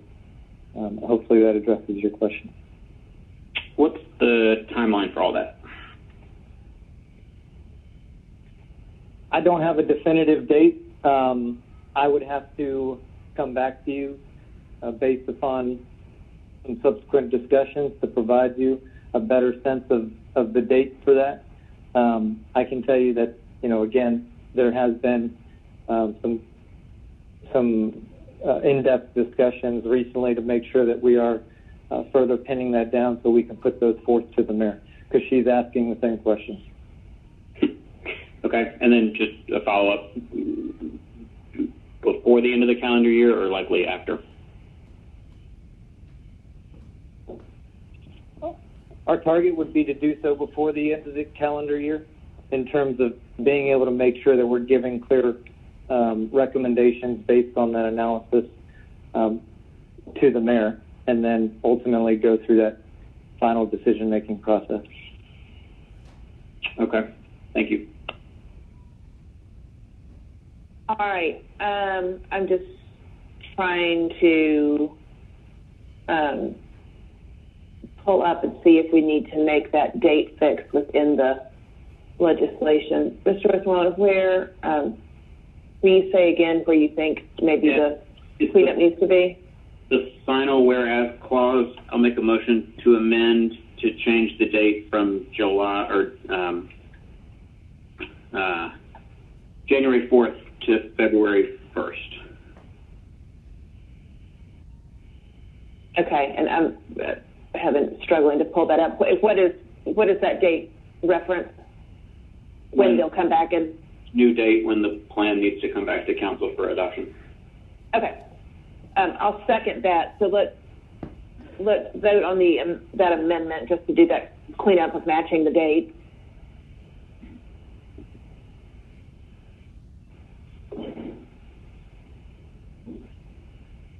The vote is open. All right. Mr. Shook?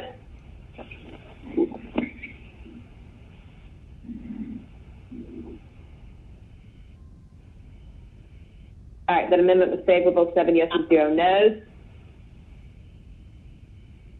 Mr. Westmoreland, you want to make a motion? Nope. Nope. Okay, I'll make a motion to adopt as amended. Second. All right, let's open the vote. The vote is open.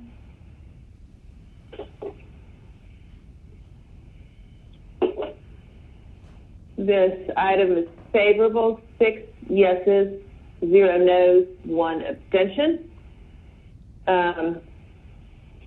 All right, that takes us to item 31. That's right. Item 31 is 20-1620, an ordinance by Councilmember Carla Smith to authorize the Chief Financial Officer to make transfers within the coronavirus relief funds provided to the city pursuant to the CARES Act, the total of which will be utilized to cover costs that are necessary expenditures incurred due to the public health emergency with respect to the coronavirus disease 2019 that were not accounted for in the budget most recently approved as of March 27, 2020, the date of the enactment of the CARES Act, that were incurred during the period that began on March 1st, 2020 and ends on December 30th, 2020, and for other purposes. And this was favorable as amended at CDHS. Second. All right, instead of motion by Ida, second by Schiff, let's open the vote. The vote is open.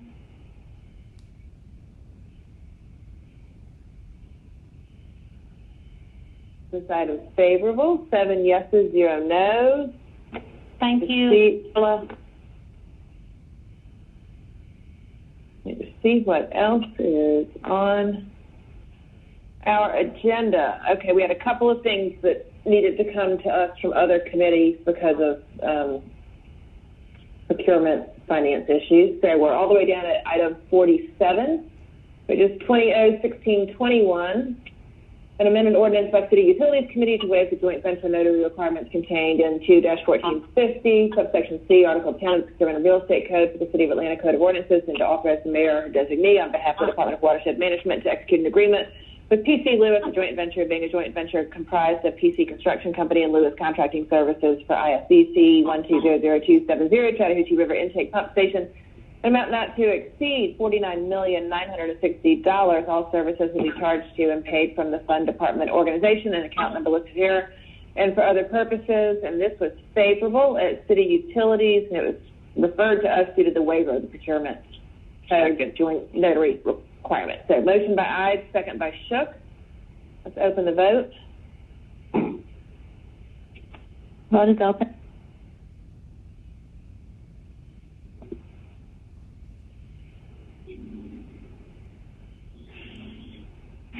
This item is favorable, 7 yeses, 0 noes. The next one is the same rationale. It's item 48, 20-1633, favorable, an amended ordinance by Transportation Committee to waive the joint venture notary requirement contained in Section 2-1450C of the City of Atlanta Code of Ordinances. Article 10, Procurement of Real Estate Code, to authorize the mayor designee on behalf of the Department of Aviation to execute an agreement with Archer Western Lewis Contracting JV for project number ISBC 1200348, South De-icing complex ramp at Hartsfield-Jackson Atlanta International Airport, an amount not to exceed $99,255,955.85. All services charged to and paid from the accounts numbers listed here in the same deal. It came to us because of the waiver of the joint notary requirement. I'll make a motion to approve. Second. Let's open the vote. The vote is open.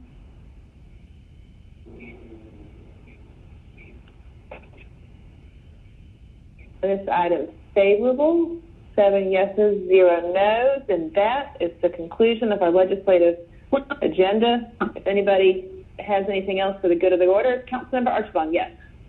Okay. I abstained on 20-1679 because I had a few questions, but I can get those answered between now and Monday. Is this the only paper that will be on the committee report? We will have their 1679, which one? Remind we. And the deadline. Okay. No, we will have a report because there were extensions on the housing paper, and we have. You're not making me have a report. There will be a report because of that one. But if you want us to go back and reconsider, we can do that. Whatever your preference is. No, we'll just vote on it Monday. That's fine. Thank you very much. All right. Anybody else have anything before we adjourn? Madam Chair, the Department of Human Resources would like to take item number 46. It's the benefits legislation. 20R4451 is currently held. Okay, let's see. 20R4451, a substitute resolution by Finance Executive Committee authorizing the mayor to enter into a renewal agreement number 2 for FC 10389 employee benefits with A, Anthem Blue Cross and Blue Shield of Georgia, Inc. for group health insurance, POS, HDHP, Medicare Advantage insurance, PPO, life insurance, dental insurance, PPO, dental, and administration of flexible spending. B, Kaiser Foundation Health Plan of Georgia, Inc. for group health insurance, HMO, HDHP, and senior Medicare Advantage insurance, HMO. C, United Healthcare Insurance Company for Medicare Advantage insurance, PPO, and voluntary vision insurance. D, Aetna Life Insurance, Inc. for dental insurance, DHMO. E, MetLife Insurance for voluntary benefits. And F, American Family Life Assurance Company of Columbus, Inc. for short-term disability on behalf of the Department of Human Resources, an amount not to exceed $165 million and 0 cents to be charged to and paid from accounts listed and for other purposes. And this had been substituted and held at our last meeting. So there's a request now by the department to move it forward.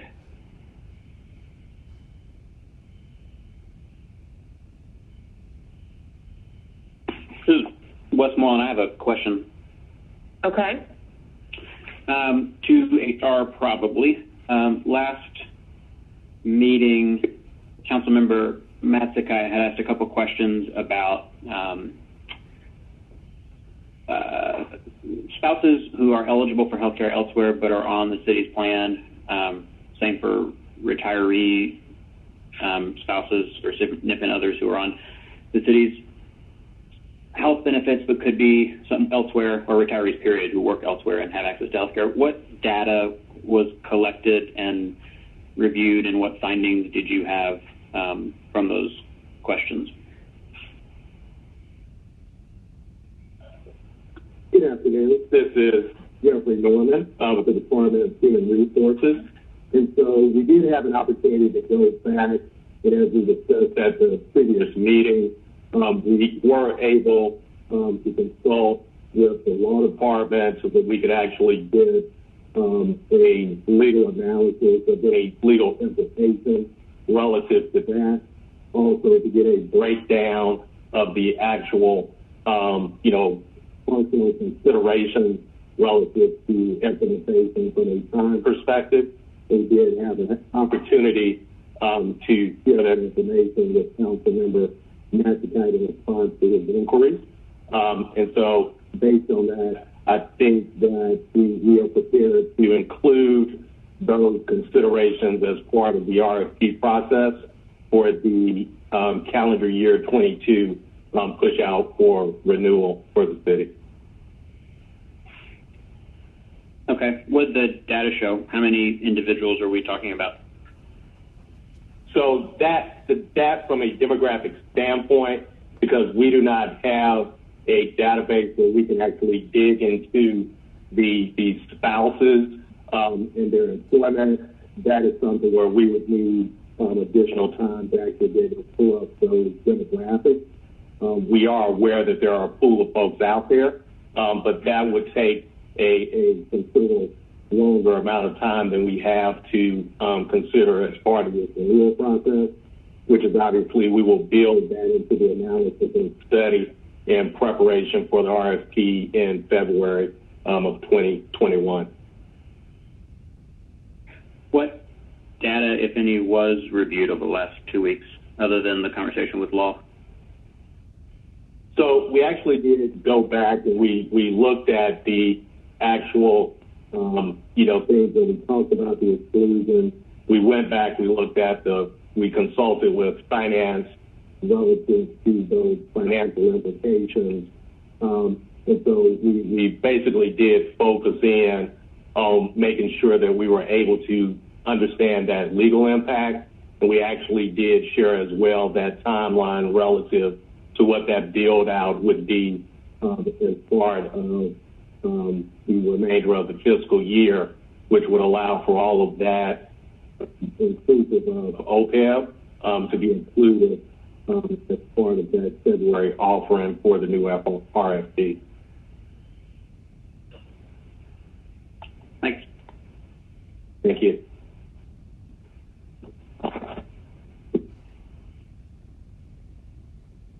All right, Mr. Massaquoi. Thank you, Madam Chair. I'm going to support this, not because I think we're in a great place, but because I think we really are out of time and don't have much choice moving forward. As Mr. Norman mentioned, there are plans by the administration to do a study to look at this. I think that in addition to what Councilmember Westmoreland mentioned with regard to the spouses who have coverage by other employers, there are other things that we really need to do to be sure that we're offering a competitive plan to our employees, but that we're offering a plan that is fiscally responsible as well. This benefit plan is going to, increase the city's cost about 20%, an additional 10 to 12 million next year, and so that's going to further add to the fiscal pressure that we have. We're not taking any steps to address that this year. We're going to study that sometime next year, and then that would presumably go into effect if there were changes in a year from now, in 2022. I would like to ask the administration and Mr. Norman about the timing of that study. I really feel it's important for us to do it in a quick fashion so that we can include it in the budget for next year, any changes, and that we would have ample time to have this committee discuss and debate it, and importantly as well is to share any changes with our employees and give them plenty of time to consider those in how they're going to move forward with their benefits. So I would like to ask Mr. Norman what the timing is you see on the study that you mentioned, and when you would expect to have some results back to share with this committee. And so, thank you, Councilmember Matskai. And so we believe that we should be in a good position to be able to start sharing that information during the second month of 2021. And so we're hopeful we can start socializing those findings no later than February of 2021. And obviously that will be in coordination with putting out the RFP. And obviously the intention is to be able to cycle through that process so we are able to tee that up for approval in concert with the budget consideration.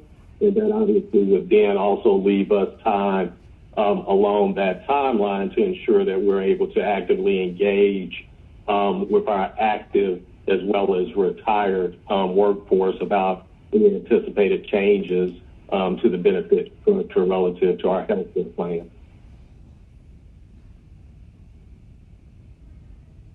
Thank you, Mr. Norman. I'll reluctantly make a motion to approve. I'll yield back to you, Chair Ide. Thank you. All right, let's hear from Mr. Shook. Yeah, just some historical notes. You know, Mr. Matskai has probably been kind of the leading voice on needing to take an unflinching look at this. His predecessor spent 8 years asking for the same, and this council's been on record. I don't know how many times you've got to look back to see how many resolutions we've passed. But it'd be nice if we did this in boom times, but that's not how government works. So here we are. This paper drags us kicking and screaming into the place other people have been in for decades now. We're late getting there. I hate to say it. This is not anti-employee. This is pro-employee. Some of us were here in 2008, and those of us who worked never want to go through it again. So I will. I'm sorry the administration took this long, but I will make a second. Thank you, Mr. Shook, and I'm going to just, throw my agreement into what everybody has said. That, I think what you're hearing from council is this analysis has got to happen the first quarter of next year, and it's got to be reflected in our budget. We've done, resolutions asking for HR to do this analysis. We've talked about it at several meetings, and the can just has been kicked down the road. So, I think you're going to get your paper approved today because there's not time to, step back and do this eligibility analysis. But you're lucky that that's happening, and I don't think it's going to happen again. So the work needs to be done, and we need to figure out how we can keep our healthcare costs down for our employees and for our city. And we, need to, where people have other options that can save the city money, we need to ask them to do that. So I think that was a motion by Matskai and a second by Shook, and let's open the vote. Vote is open.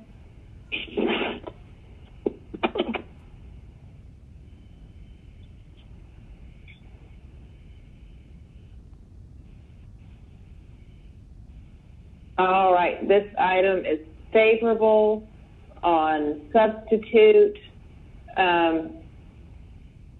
Is that right? You're something right? Did we substitute it today? Or was that the substitute from the last meeting? Yeah. That's the substitute from the last meeting. It's still there. Okay. This item is favorable, 7 yeses, 0 no's. And anything else that has been asked to come off of held, Ms. Kempson, right, that I wasn't aware of? No, Madam Chair. That is all of our legislative items for today. Okay. So the only other announcement is hold on. Our next FEC meeting, help me out here, Ms. Kempson, right? It's going to be November change in this. Yes, Monday, November 9th. Okay. At 4 p.m. At 4 p.m. 4 p.m. Remind me why we're doing that? This is due to the upcoming Veterans Day holiday on Wednesday, November 11th. Okay. So we will not be meeting the second Wednesday of the month. We will be meeting the Monday before that next go around. So Monday the 9th at 4 p.m. Is when we will all see each other next. And if there's nothing else from any committee members, I'll make a motion to adjourn. Second. All right. Thank you, everybody.